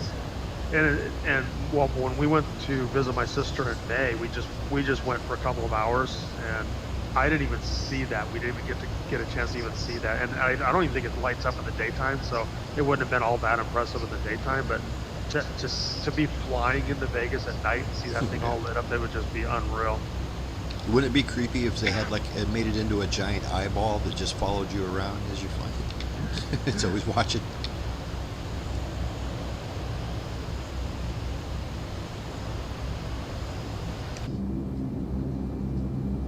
"266 miles out, gentlemen. I'm going to begin my descent when we're about 60 miles out. Actually, probably more like 50, because remember, we have to go past the airport and then turn around for that ILS-8 approach." So yeah, we got a ways to go. When we're about 50 miles from the airport, I'm going to descend down to 3,000.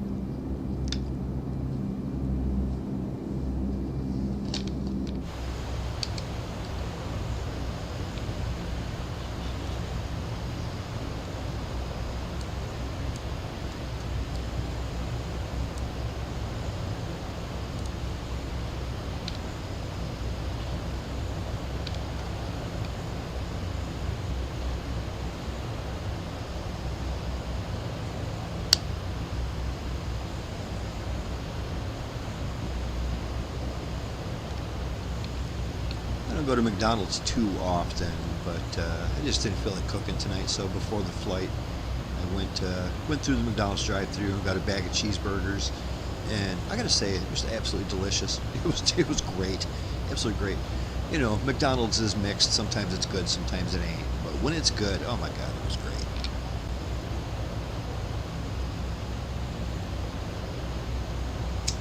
Yeah, we pretty much quit going to fast food once they instituted a $20 an hour minimum wage for fast food workers. Oh, that must be a local thing then. Yeah, it's California. California put it in. So yeah, that makes everything pretty expensive, doesn't it? Jeez. Oh yeah, you can't get. I mean, heck, if you go to the last time we went to Carl's Jr. was probably a year ago now. Carl's Jr. I just got like their signature burgers and like fries and a Coke, and my wife got probably something similar, and it was over $30 for the two of us. Jeez. It's not that bad around here. Let's see, what did I get? I got myself a 20-piece McNuggets and 4 double cheeseburgers, and it was $16. It's not too bad. Yeah, it's if not I'm cheap, going to but that's spend not too that bad. kind of money, I'll go to a sit-down restaurant, because the sit-down restaurants are about the same price now. Right. Yeah, I'd rather sit my ass down on my couch. Yeah. Like I said, I don't go there very often either, but I was just glad that it was very good. It was good.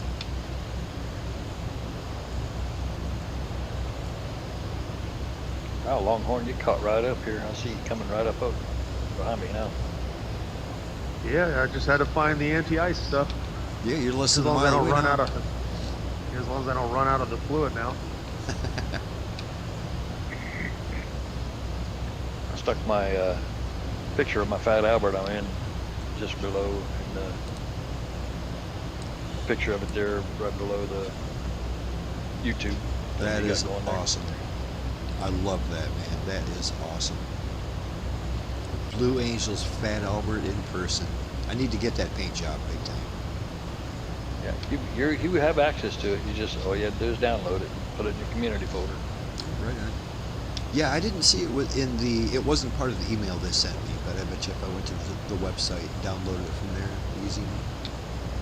Yeah, that's a fancy looking bird there. I love that thing.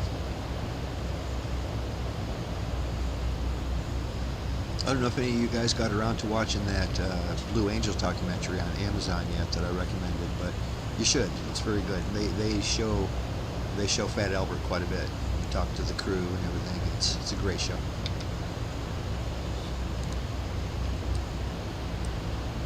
So your propellers just spawned in, but of course they're not turning. Mine? Yeah. They will eventually. Nope, they just turned on. Yeah, I had the same thing. Funny.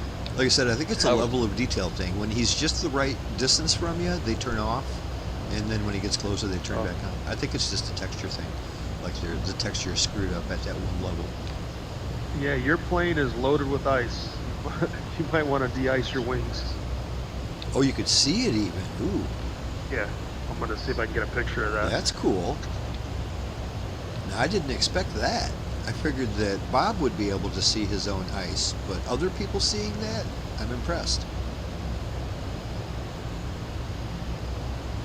I can go back and look. I thought I turned all my anti-ice functions on. I'll check.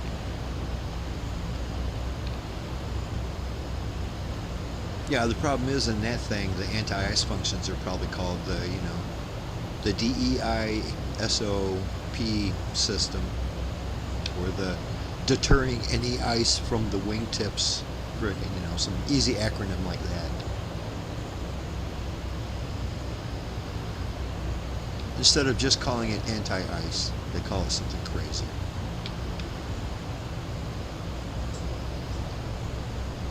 For instance, the one thing that really bothers me is autopilot. That airplane has an autopilot just like every other airplane. In every other airplane, it's called autopilot. In that damn airplane, it's called the Automatic Flight Control System. So I'm looking all over the place for the AFCI. The AFCI. Where the hell is the AFCI it keeps talking about? Oh, the autopilot? Okay, I know where the autopilot is. Call it an autopilot. God dang.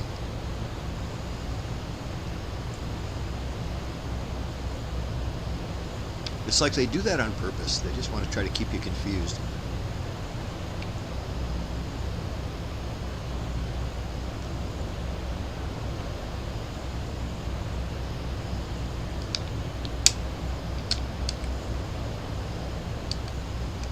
They got it all right on the panel, overhead panel. It says ice protection, propeller, engine, wing, empennage, anti-ice, de-ice, NISA heat,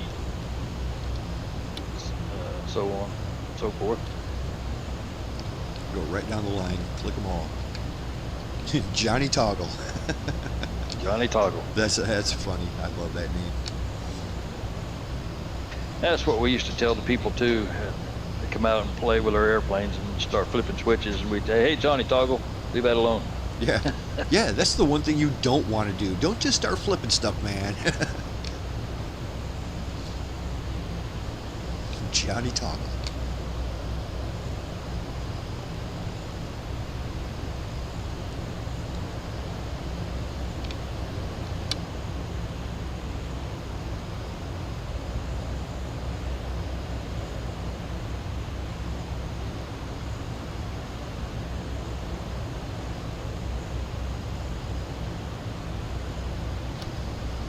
Be back in 30 seconds.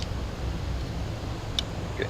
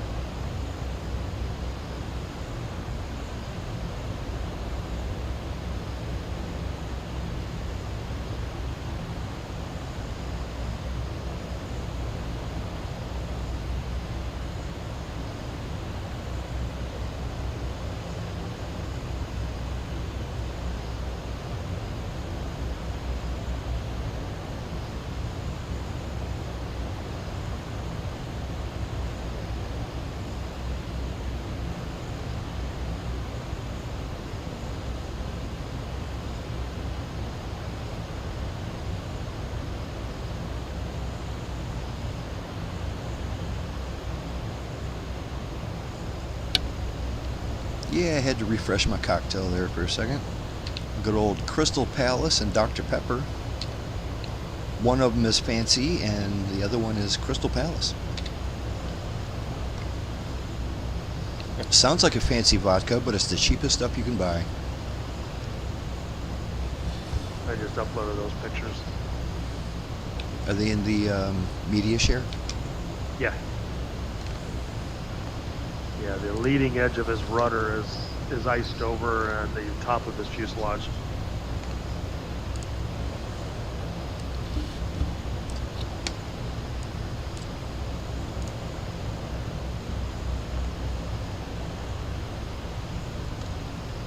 Yeah, maybe a nice fine layer going on there.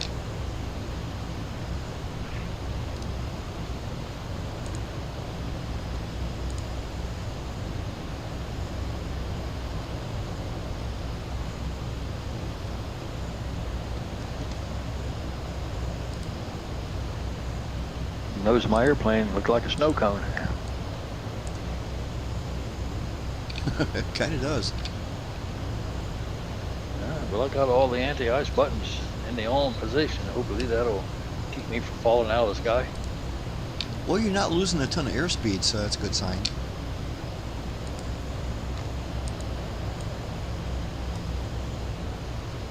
I'm impressed that they show the icing effect to other people. That's great.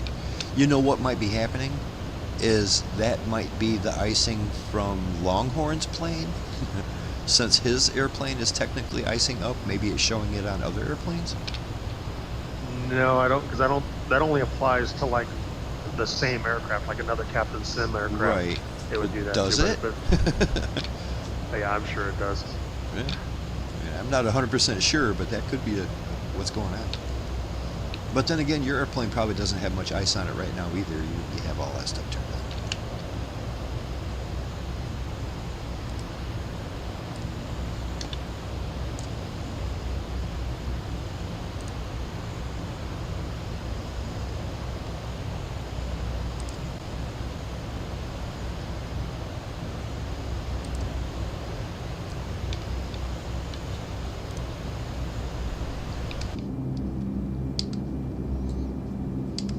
Almost there, boys. 200 miles.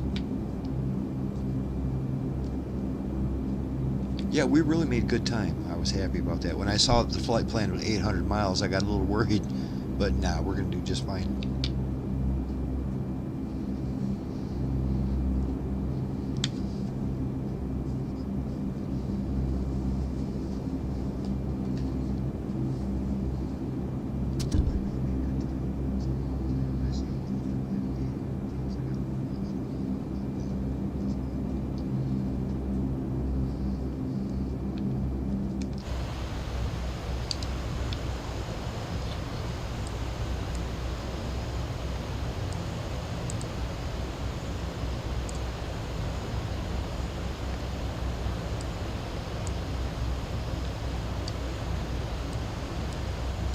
Like I mentioned, when we approach Wakkanai, we will stay to the right of it and do a left-hand circuit around it.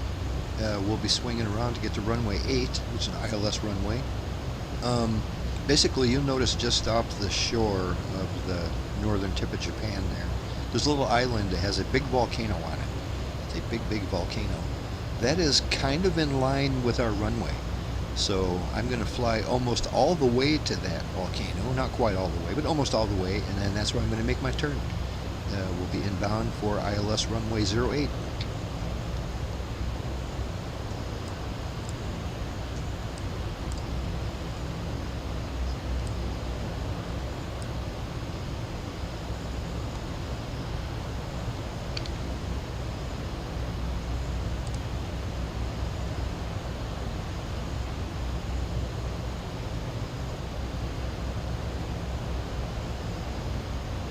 To remember that ILS frequency is 111.1, that's easy enough, and the heading of the runway itself is 079er, magnetic 079er.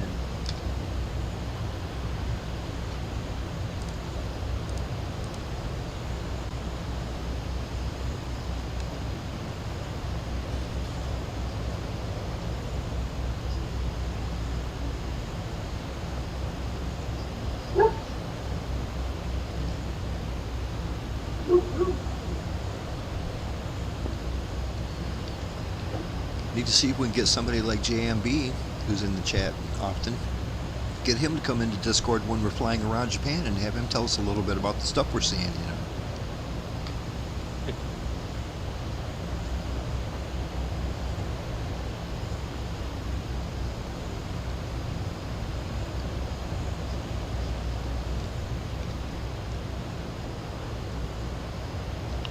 You know, I've lost altitude and nothing's changed on my settings. I went from 22 down to 21,800. Really? I just noticed it. I wonder if that's because your altitude needs to be recalibrated, your barometer. Because mine's still at exactly 21,900. I see JMB is still here with him in the chat there. He said, hey, sure. Sounds good. Yeah, JMB, if you ever wanted to join us in Discord, it is, I believe the link to our website is in the description of the video. And then from our website, you can click on it and join us in Discord. By the way, if anybody ever wanted to fly with us, that's a good way to get the actual flight plan too, because on our website and on our Discord, not only do I publish the website in writing, but I create a PLN file. And so if you got that PLN file, you can just grab it and stick it into your GPS, and it will automatically program your GPS to go where we're going. It's an easy way to do it.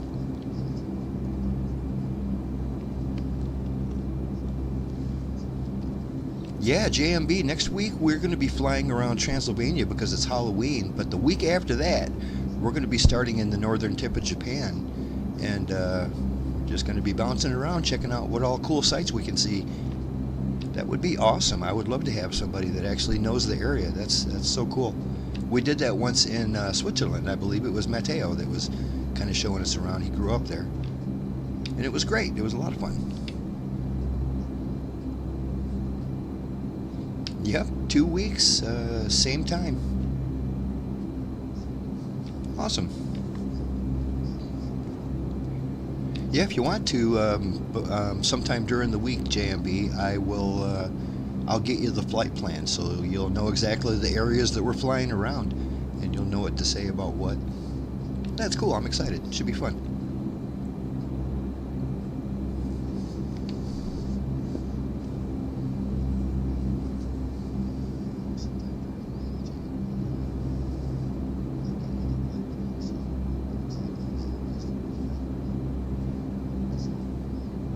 Nice.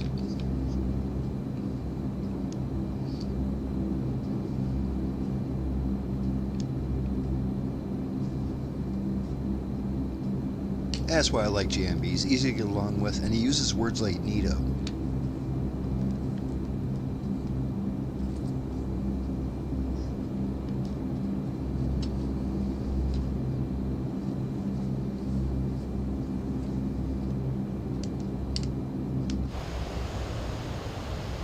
In almost 110 miles exactly, I'm going to begin my descent down to 3,000.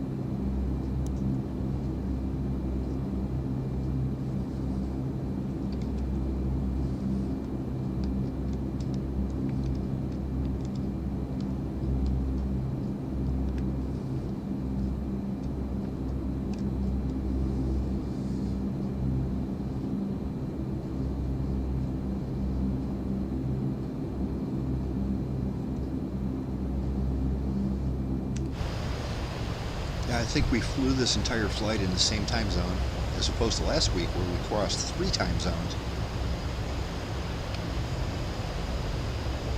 It says it's straight up 9 o'clock right now.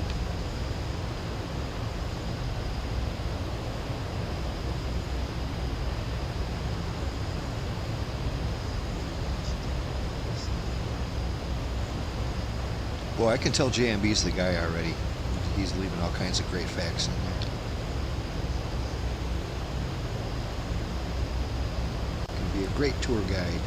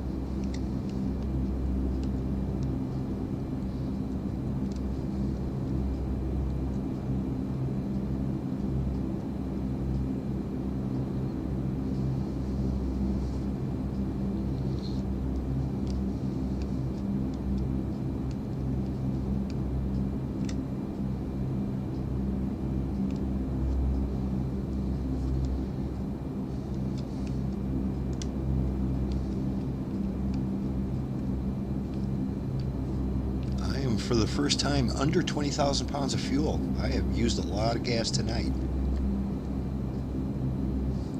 Yeah, I've used 26% so far, so I'm down to 74. And that's starting at 100%. Wowee. Well, you're a lot lighter than you were when you took off, which is good because this runway is a lot shorter than it was when we took off. It's still pretty long. It's about 7,000 feet. I think when we took off, though, that was 11,000.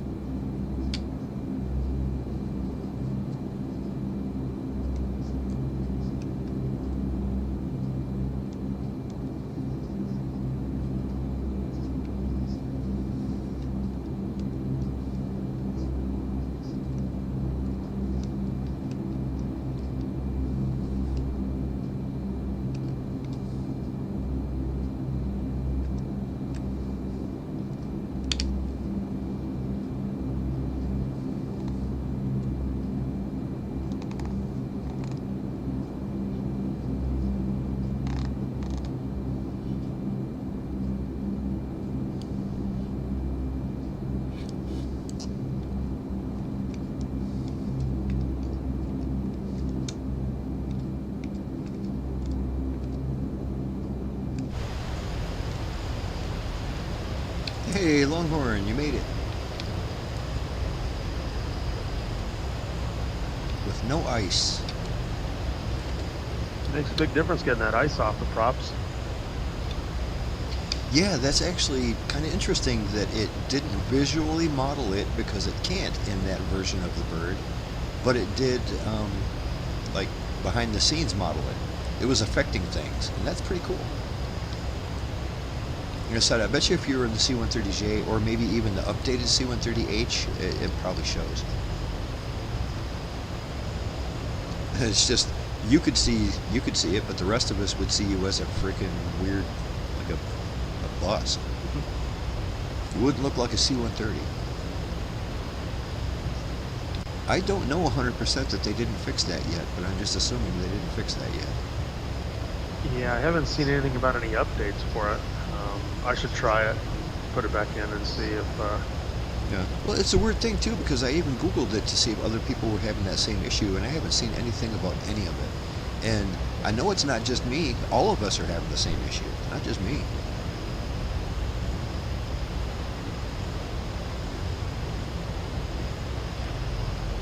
I also think that the multiplayer aspect of this game is not as big of a concern for a lot of people as it is for us.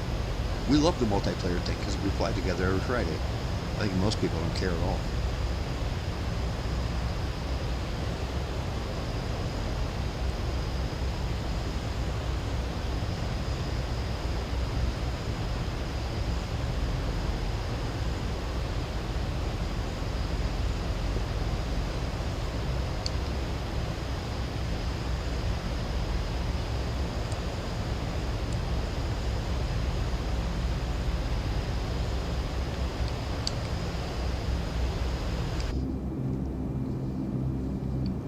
I wish I could go in the back and drop the tail so I could watch you guys.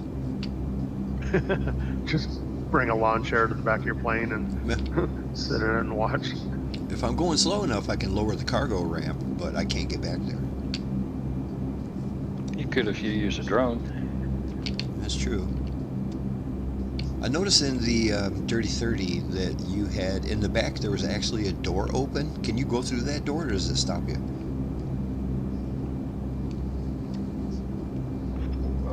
I don't know, which door are you referring to?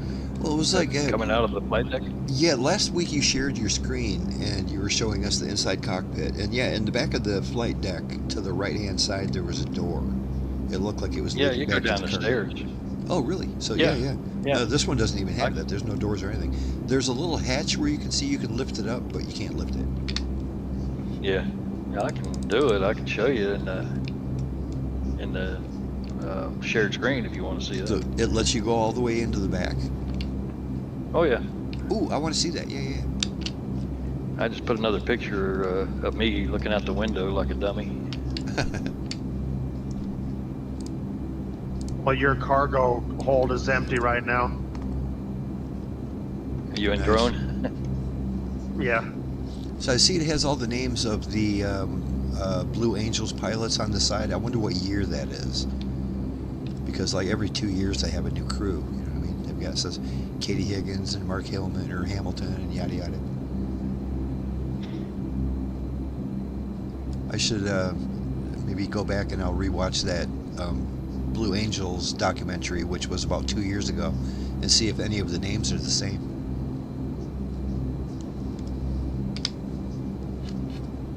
Yeah, I'm in the shared screen if you want to. I can go to that door you're talking about, down into the cargo bay.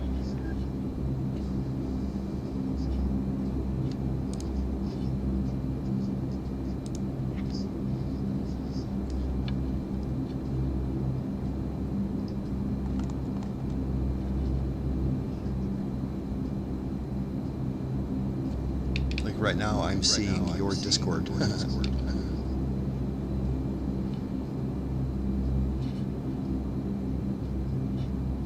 You don't see the shared screen?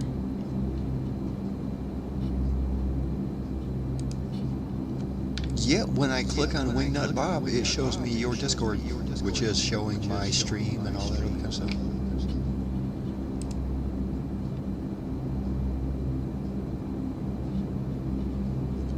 Yeah, weird.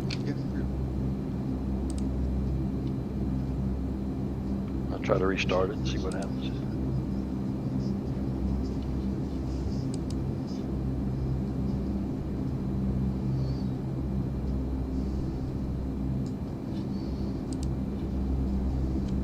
There you go. It's looking good now.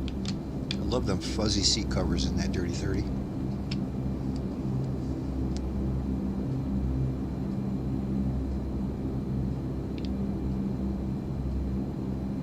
Yeah, that little door right there on my airplane doesn't even exist. There's more of like a hatch on the floor that you need to go through. That's cool that it lets you go all the way back there. I love it.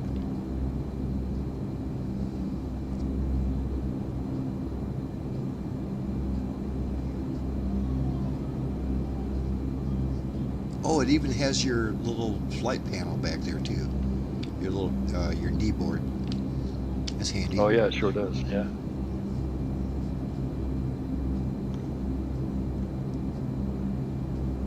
Very detailed. All the way in the back.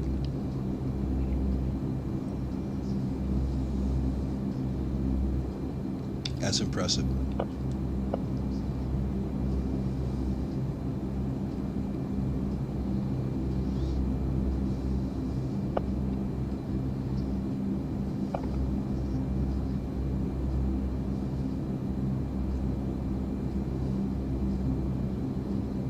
I don't know if it'll let me lower the ramp or not. There's a button back here you can operate the ramp with. It probably won't let you go. It won't let you open it unless you're going slower than 150, I think.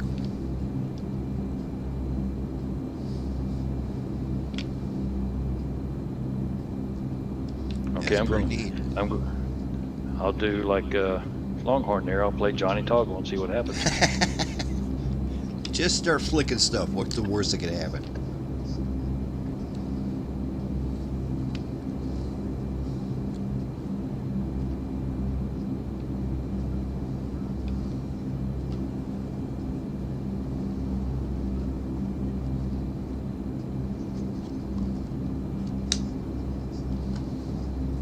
There goes the Oh, door. look at that.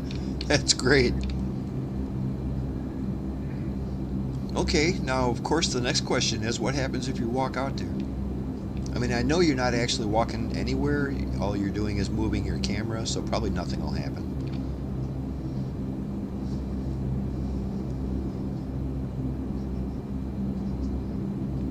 Yeah, this reminds me of like the end of, God, what was that, the movie with Harrison Ford, Air Force One? The big fight with the bad guy on the back of the airplane like that. There you go, it's a two-parter. So you drop those tanks out the back.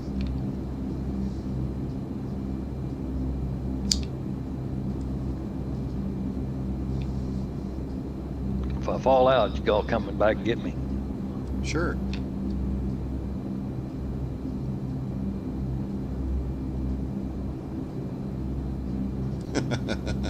That is a creepy view. Oh, it stops you right there. Or does it? No, stops you right there. Okay, well, cool, man. Very cool.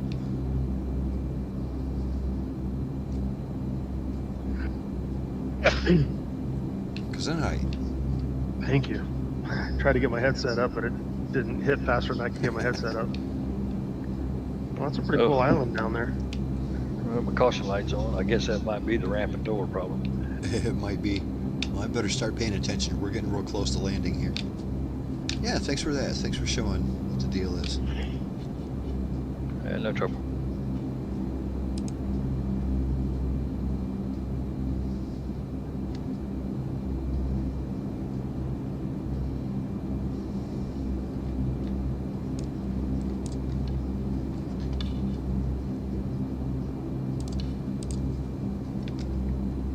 All right, we're 75 miles out. It is time to start thinking about descending. Like I said, when I'm about 50, I'm going to bring her down, and the target altitude is 3,000.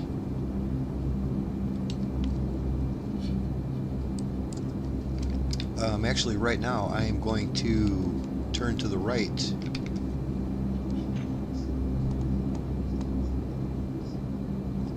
I'm going to turn to the right to a heading of 255.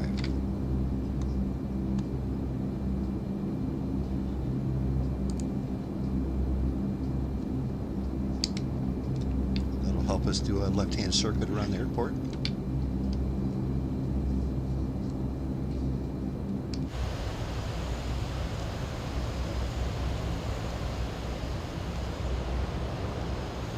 Got some nice looking land down there. About time we see some land.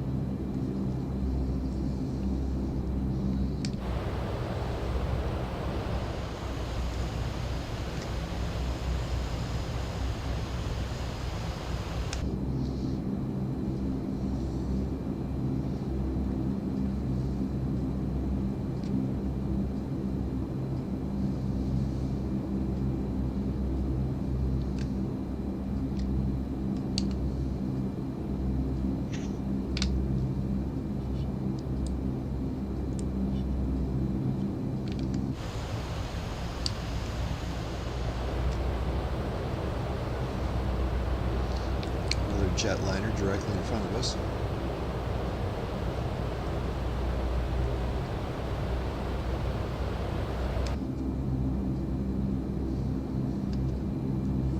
Well, we're about 55 miles out. I am going to go ahead and begin my descent right now.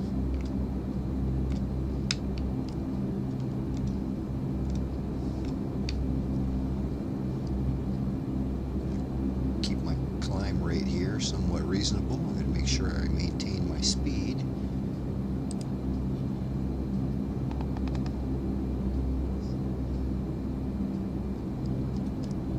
And we're coming down.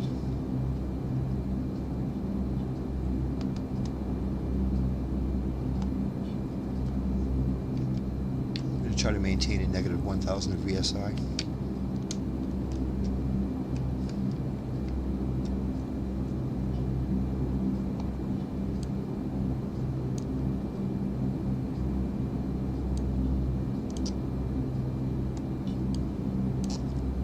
Think of it, I might need to increase that here now that I'm doing the math.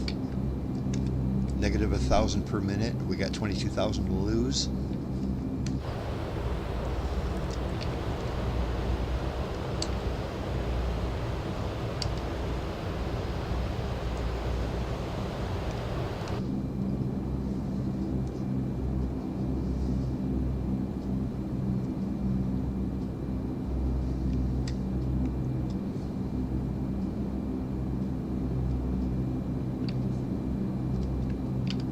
Time to double check your nav radio. Make sure your navigation is set to 111.1.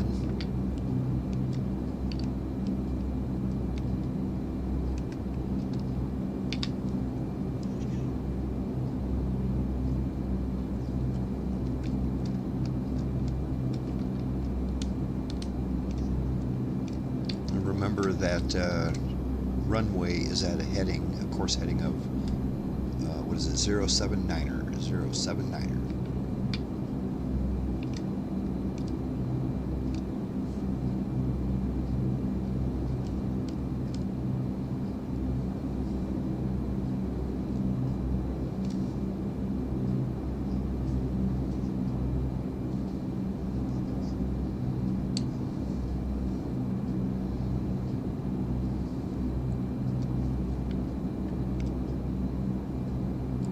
Turn back to the left a little bit to a heading of 240.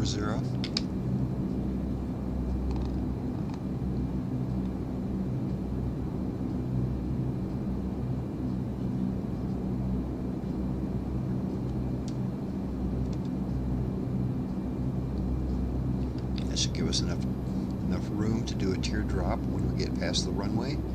Line up for 08.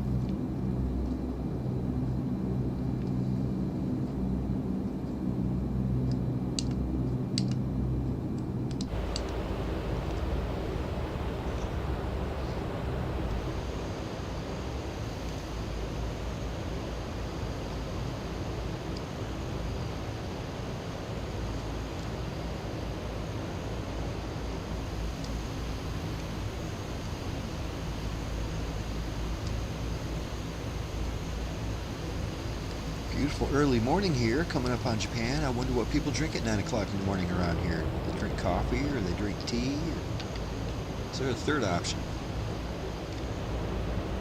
My first guess would be tea, but what do I know? Yeah. A lot of people in Okinawa, Japan, were drinking coffee. That's right, you spent some time there, didn't you? I lived there for about 10 years. Cool, man. Yeah, I think all young people should do some traveling, man. Just get out there and see the world. See how other people are, and you'll realize it really is a small world. People are people, it doesn't matter where you go. Everybody's the same. Even if they are kind of weird. That's true. You know, I spent 3 years in Germany when I was a kid, and yeah, I mean, it could not be more exactly like Michigan, but everybody talks funny.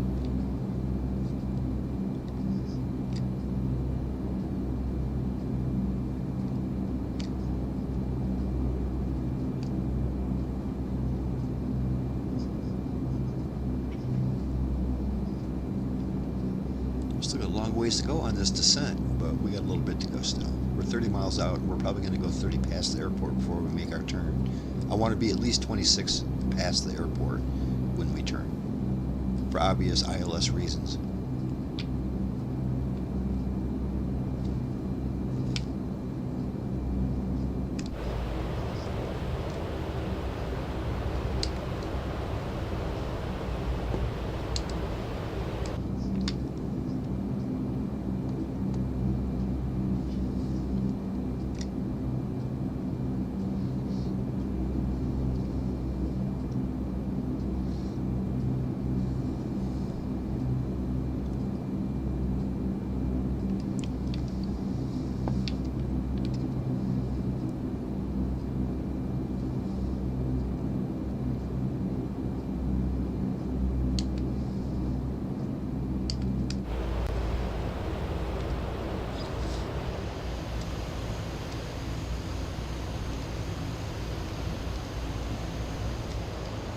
About ready to pass back through the clouds, see if my anti-ice can keep up. I think it matters a lot if it's on already before it starts to freeze up.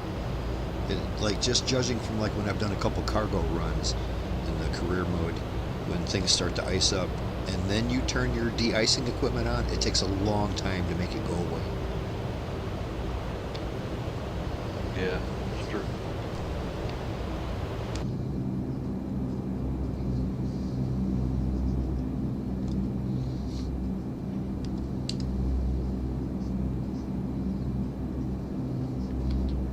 Just a reminder, it won't be too long and you're going to see that volcanic island that's just past where our airport is.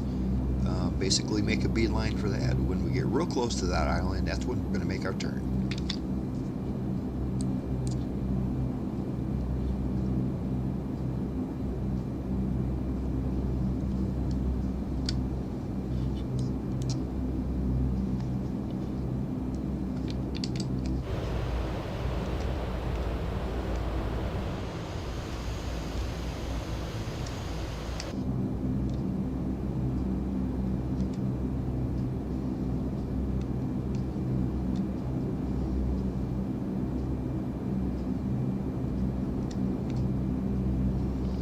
Well, they did the clouds really nice in this game, didn't they? They look beautiful. The different layers are just they did it great. Sometimes in 2020 the clouds look a little weird.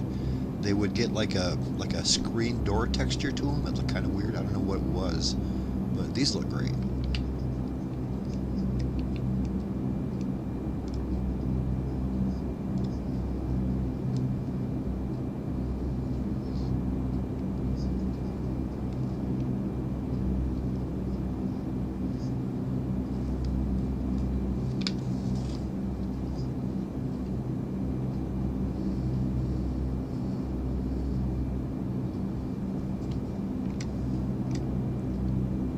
Descending through 13,000 for 3,000. Got a little bit to go.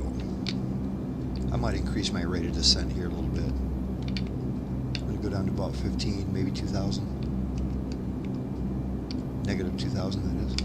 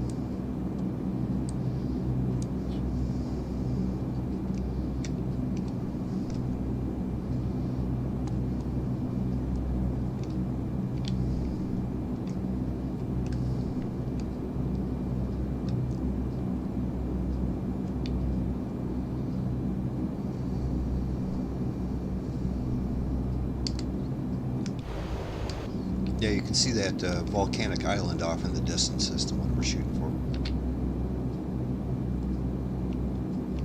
It's got a nice volcano-looking volcano on it, just like in cartoons. Yeah, I can see it on the map, but I'm still above the last layer of clouds. I can't see anything yet. Descending through 7,000.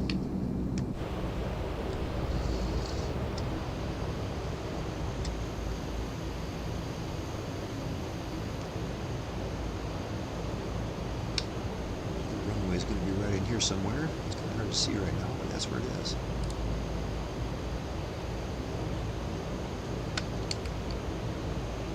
Yep, just past that lake, whatever. I see you off to my left wing. Were you going to make a right-hand circuit, you said, or a left-hand? We're doing the left-hand circuit right now. We're on the downwind leg. Okay. It's basically keep the airport on your left.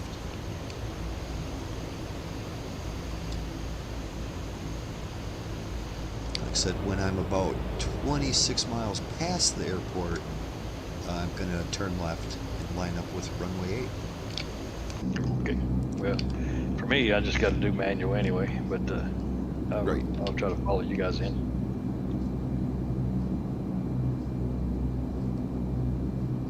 Time for me to start keeping an eye on my altitude. I'm about 4,500 right now. I'll cut it off at about 3,000.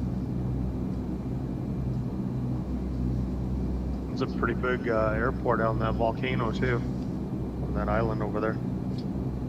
Yeah, I don't think it's Japan though. Could be wrong about that. It's RJER is the airport. Yeah, anything that starts with the R is Japan. It's got a 6,000, almost 6,000 foot runway. Nice. Ours is only slightly bigger than that, not by much.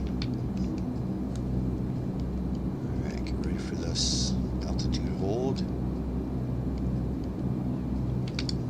I'm guessing they have such a big airport there that either there's a military installation or it's pretty well populated. That is a big runway for just a little island out there by itself. Okay, Lazerbolt is holding altitude at 3,000.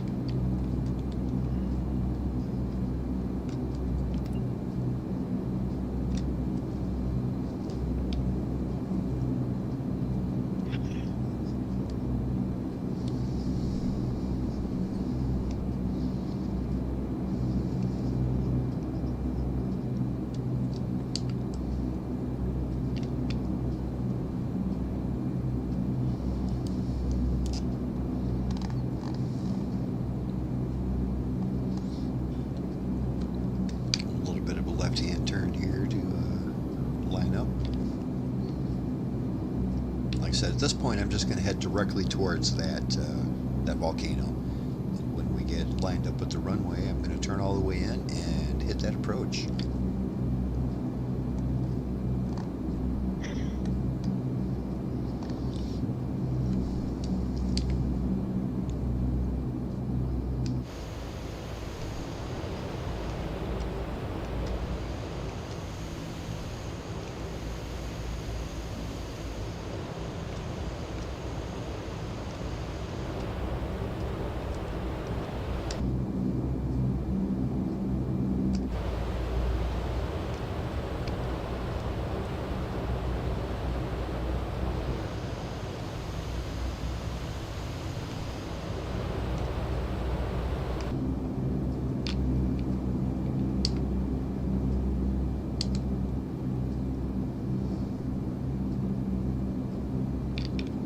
About another 10 miles, I'm going to turn in towards the airport and engage the ILS localizer.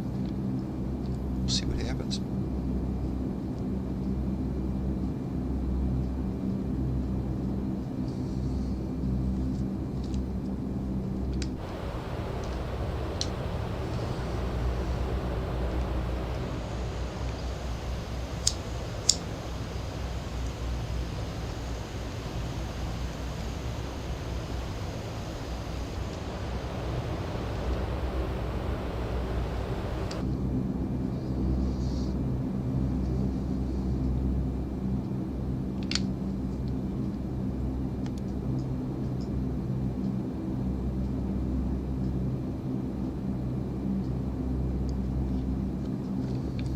picking up that localizer. That's very nice. Picking up the glide slope. Good beans. Everything's looking good. Actually, truth be told, I could probably turn right now. I'm gonna wait until I'm 20 miles out and then I'm gonna turn. Right now I'm only 19 out, but I'm well under the glide slope and everything's looking real good. That sounds great. Good luck. See you on the ground. We'll see you on the flip side. That is a nice looking island.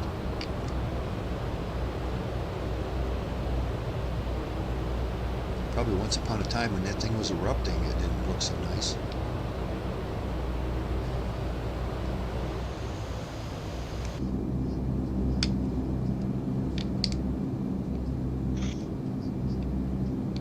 Alrighty, I'm going to go ahead and turn straight around here to a heading of roughly 008, or 080 I should say. And then I'm going to engage the ILS and we'll see what happens here.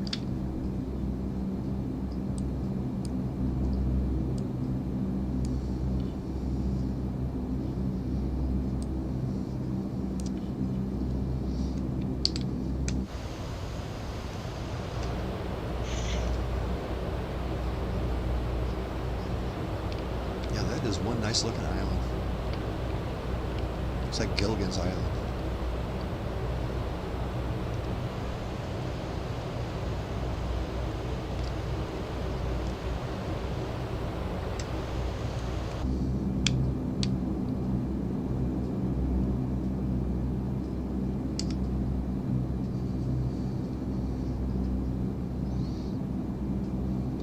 Oh yeah, this is looking real good.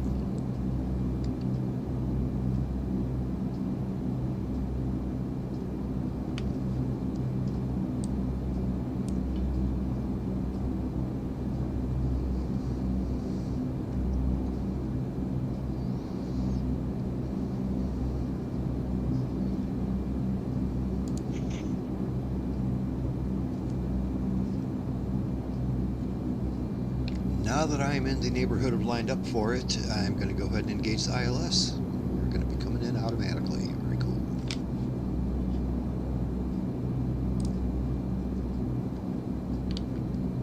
Localizer is engaged and I'm just waiting for the glide slope. Perfect. Hopefully this goes better than last week. That was pretty embarrassing with it wiping out on the landing. It wasn't my fault, but I should have known better, so I guess it was my fault. You were the pilot in charge. Exactly. Yep. It was equipment failure, and it wasn't even my equipment, but I should have known better.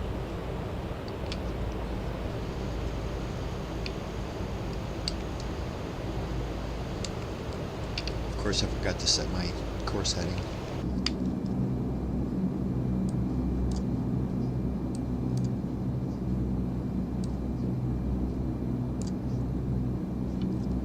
Here we go. Set your course to 079er.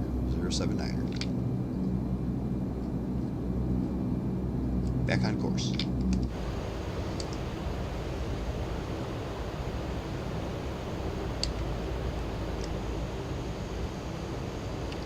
We're going to be touching down just beyond that big lake. Is there? I'm not sure if it's a lake or what it is, but it looks like a lake.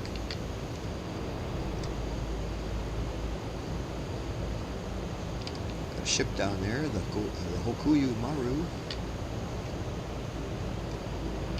It's a fishing vessel.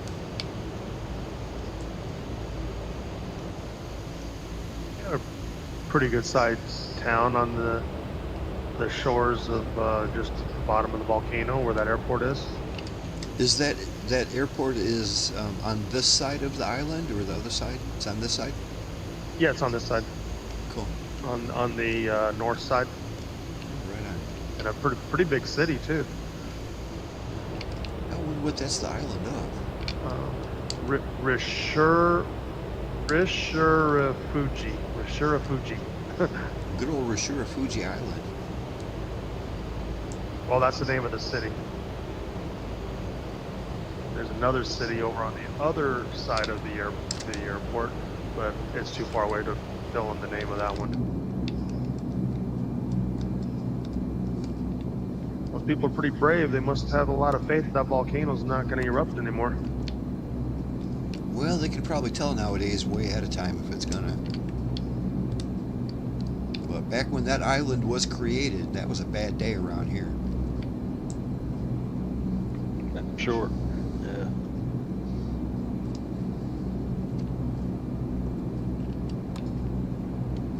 I'm gonna slow to 150 with a target speed of 120 on touchdown.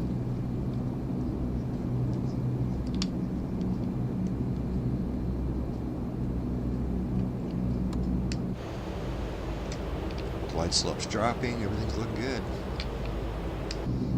Like I said, when I did a little test run on this airport a couple days ago, it brought me in just to the left of the runway, so you might have to disengage a little early.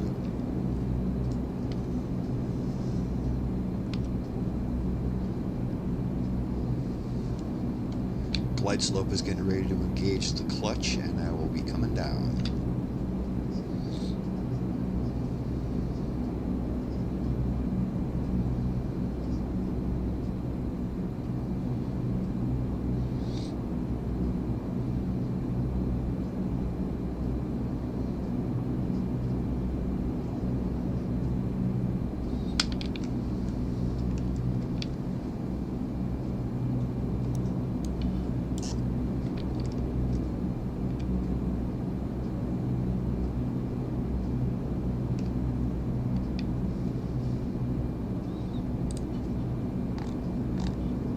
Of course, I forgot to engage the AFF on the glide slope here.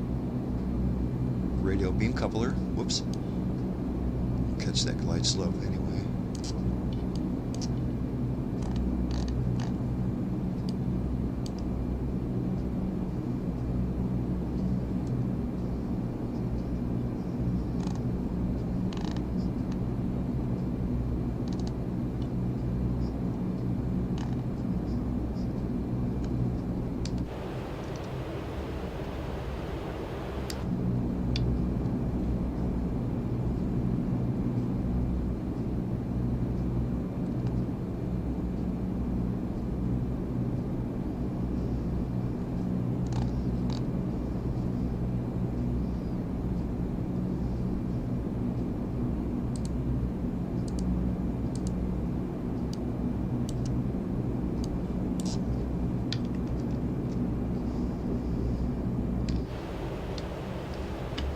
You're down.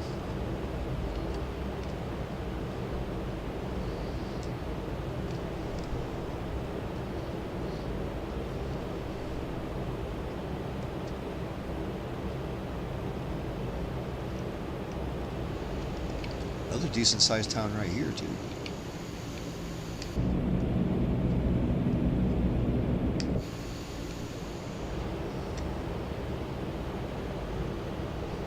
Don't hit those wind turbines on the way in.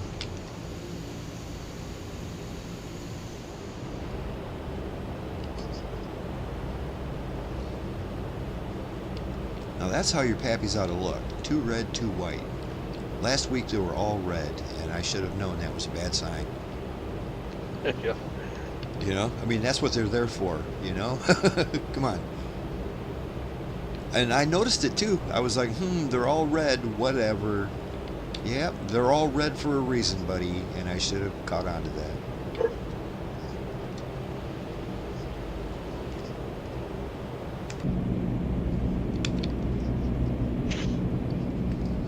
Lasers on 1 mile final, runway 8.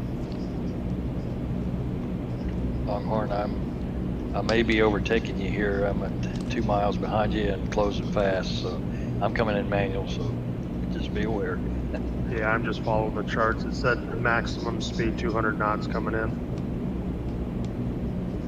Yeah, it brings you into the left, so like I said, beware of that. Don't wait till the last second to disengage.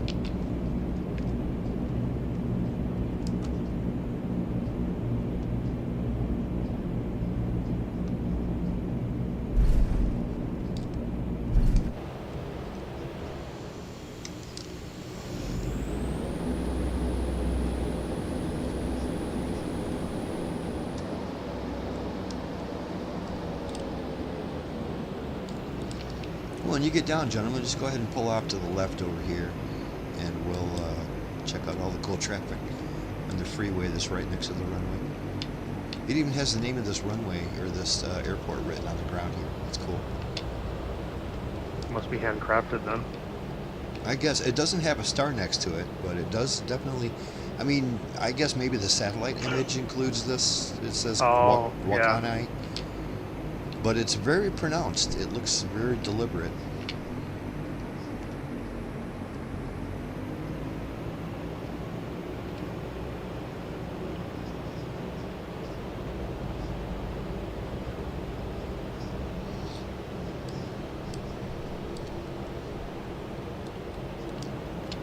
Very rough once you get off this runway over here. There's potholes everywhere.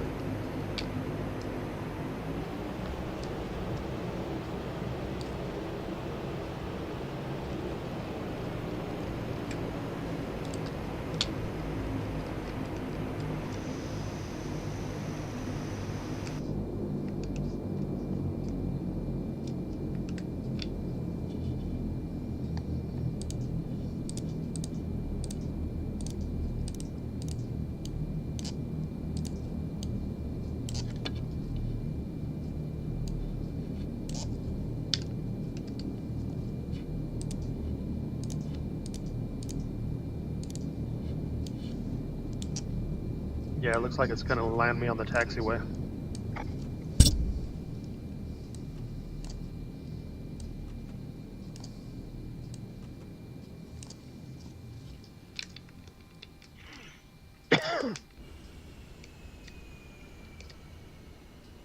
This is a pretty big city. Yeah, it's nice too. Got water all over. And yeah, it's pretty.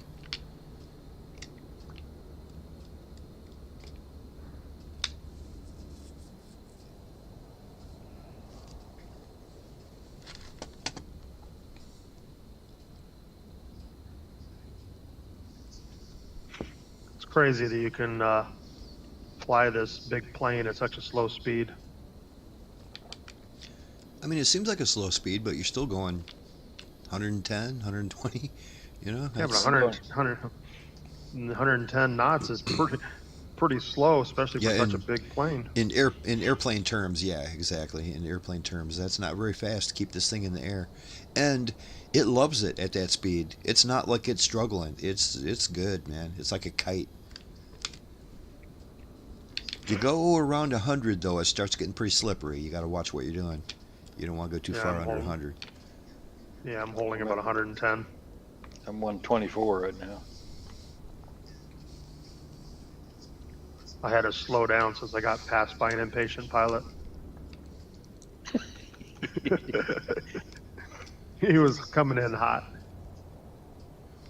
That Dirty 30 has kind of a weird throttle situation. For me, it's like once I get down towards the bottom of the throttle, it's either all or nothing. You know what I mean? It's like I'm either going 150 or I'm going 90. There's nothing in between. I just need to recalibrate my throttle. They've got an in-cockpit way to calibrate your throttle. I think I need to do that.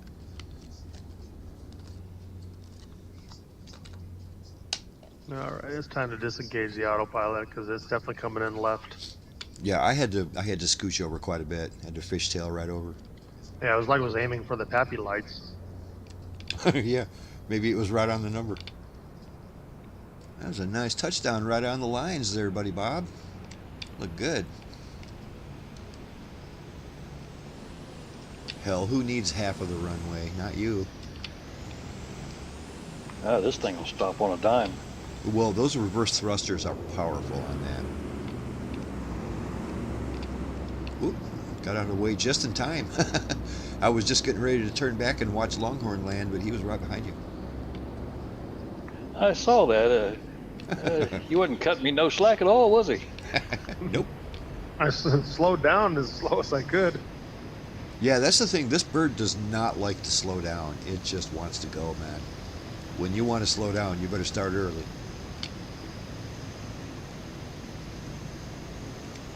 That's some pretty nice writing on the ground for just being like a satellite image. They might have gone over it a little, I guess, but it's not a gold star.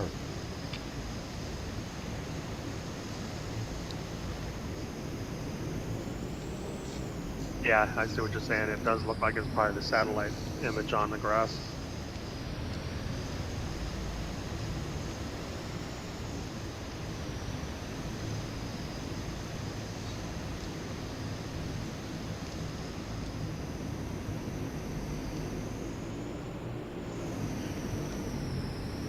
Look at those beautiful airplanes.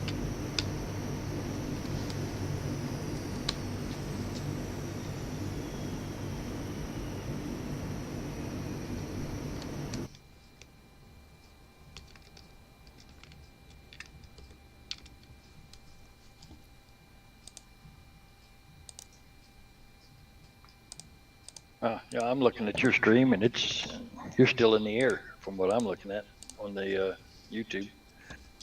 Really? So I'm watching the stream too, and it shows me on the ground. Okay, You well sure you maybe don't have I'm it lagging. paused? No, I see you made a turn and your your props are turning.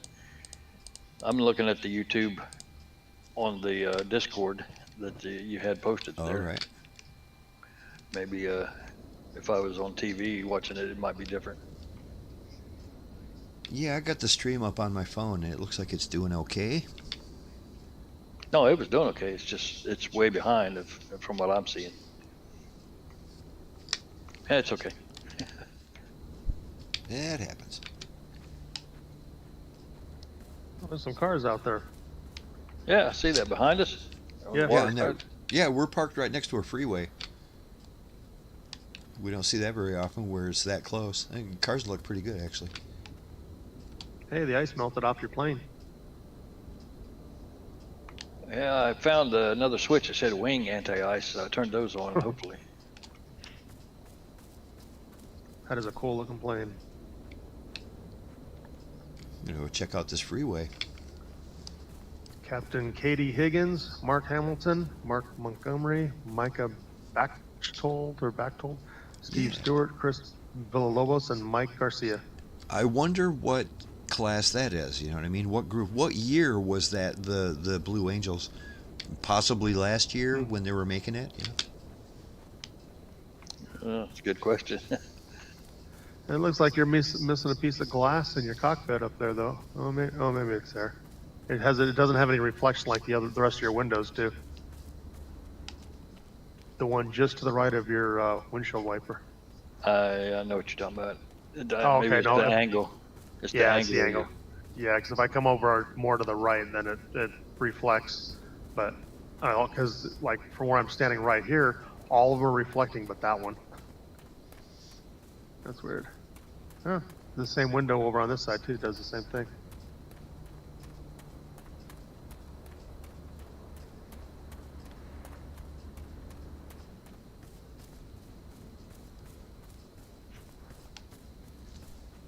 I'm a little disappointed that the cars on the road don't make any noise. If you're outside your airplane, I'm hearing. It sounds like cars going by. Yeah. Really? No, I'm standing on the freeway. I'm like 2 feet away from the cars. I don't hear nothing. I can hear them from my airplane over here. Really? Maybe it's a Yeah, me I hear thing. something. Well, maybe it's I got something set wrong. Yeah, there's different volume controls in their control panel there. That maybe it's you got. Oh yeah, something. they're getting loud when I get out here closer. Oh, that's a shame. Yeah, I got nothing. There's lots of them. I don't hear nothing. Yeah, sometimes I'll take my drone down to a city and down to street level, and I hear sirens and everything. That's very cool. Crickets, a lot of times I hear crickets in the nighttime. I always hear crickets. When I'm in the cockpit, I hear a lot of flatulence. That's not the traffic. And We're no, all- sir. So you really hear these cars along, or you hear the cars and trucks and No, actually, not once I got out here. yeah. I didn't notice if I heard them when I was far away. Maybe you do. Yeah. But when you're Yeah, right that here, car- you don't hear 'em. Yeah, that red. I just got past like a red SUV or whatever, and I didn't hear it at all. But when I was back by the airplanes, I could hear the traffic. I bet you're right about Yeah, that. that's- I didn't even pay attention.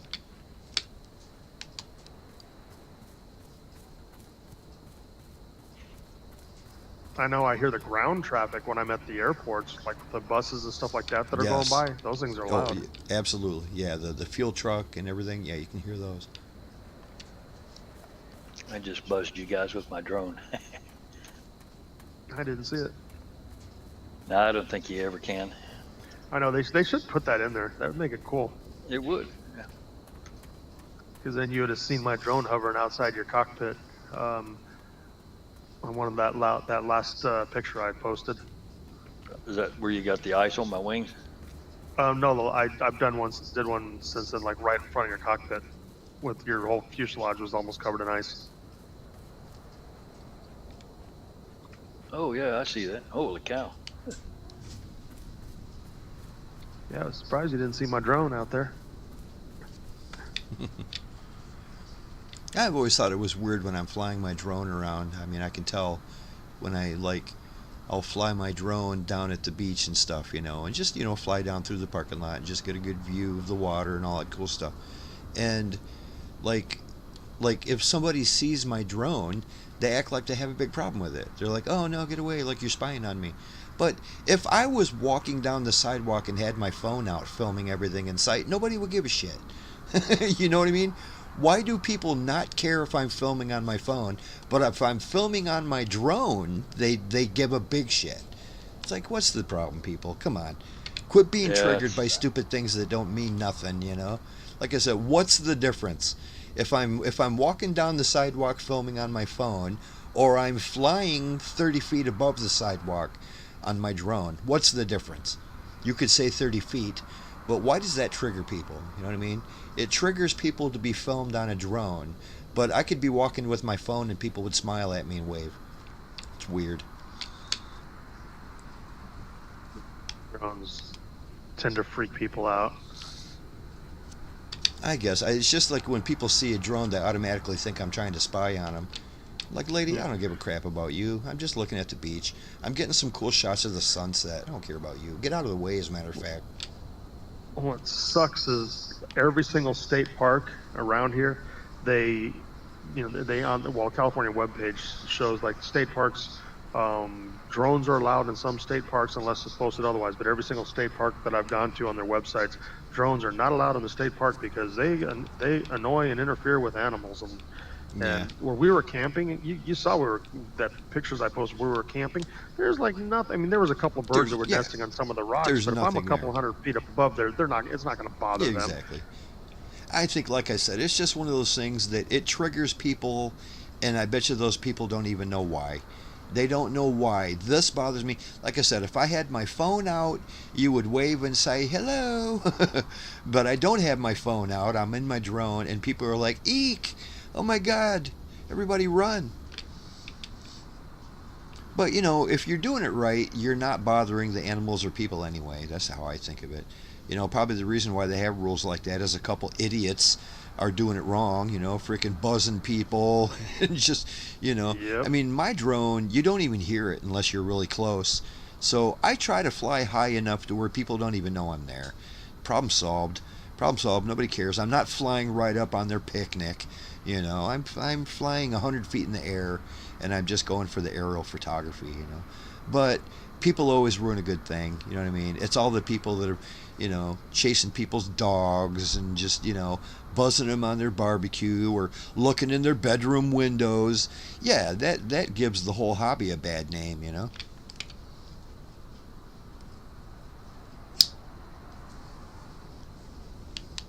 I'm looking, and I got my drone right over the flight deck of your airplane, Lazerbolt. You guys, your pilots are sleeping. I'm gonna put a picture over here. They're sleeping. Yeah, check this out. What am I paying those guys for? It's I funny put it in when I media take share. when I take the drone out to the freeway, I can hear the traffic when I get out there. That is weird. But when I was in my human form, no traffic. You see that, Laser? Bro, they are literally sleeping. That's hilarious. That is hilarious. What's going on there? That's funny, isn't it? Yeah, that's That pretty cool. is. How about my guys? Are my guys awake? Nope. Same with you. Both of them They're sound just asleep. taking a Go little ahead. nap. I mean, hell, it's not even noon yet, so go ahead and get some Z's, man. That's funny. Guess it was a long flight. I guess they need a nap. Yeah, it was.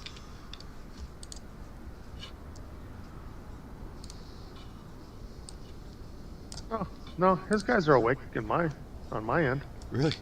Did you see that picture that Wingnut put up there? Check the No, Discord yeah, picture in okay. media share. All right. I'll get a picture too and see how it compares.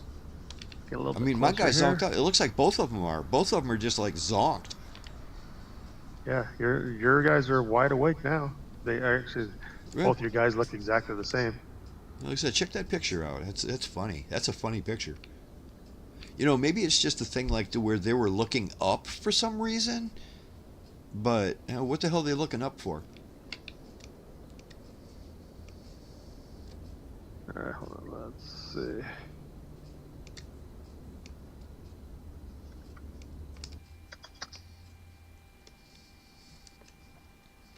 So in mine, the pilot is showing me my actual character, or whatever you call it, with the leather jacket and You little avatar sunglasses. guy.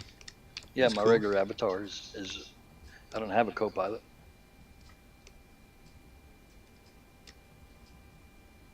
At least from the outside view.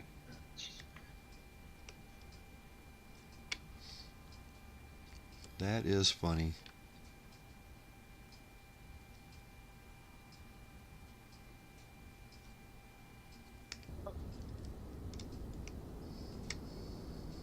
Wow.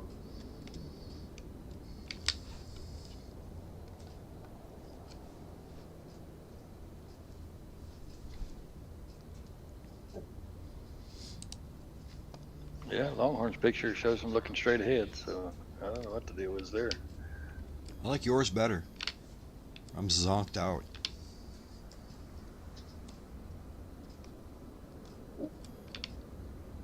Well, guys and girls, we're going on a 3-hour stream here. This was a long one tonight. So let's go ahead and call it a night here. We're going to be back here next Friday for a special Halloween flight. Please join us. It's going to be a good time. We're going to fly to Dracula's castle in Transylvania, which is modern-day Romania. And we're going to watch a movie together. It should be a lot of fun. We're going to set the autopilot, and I'm going to share a link to a movie that we can all watch together. It'll be a free movie on the YouTube Movies deal. There's a good chance that we're going to be watching Ernest Scared Stupid, because we can watch that for free, and it's a funny, great movie, and it's Halloween. So we will see you guys and girls next week. Have a good week. Bye now.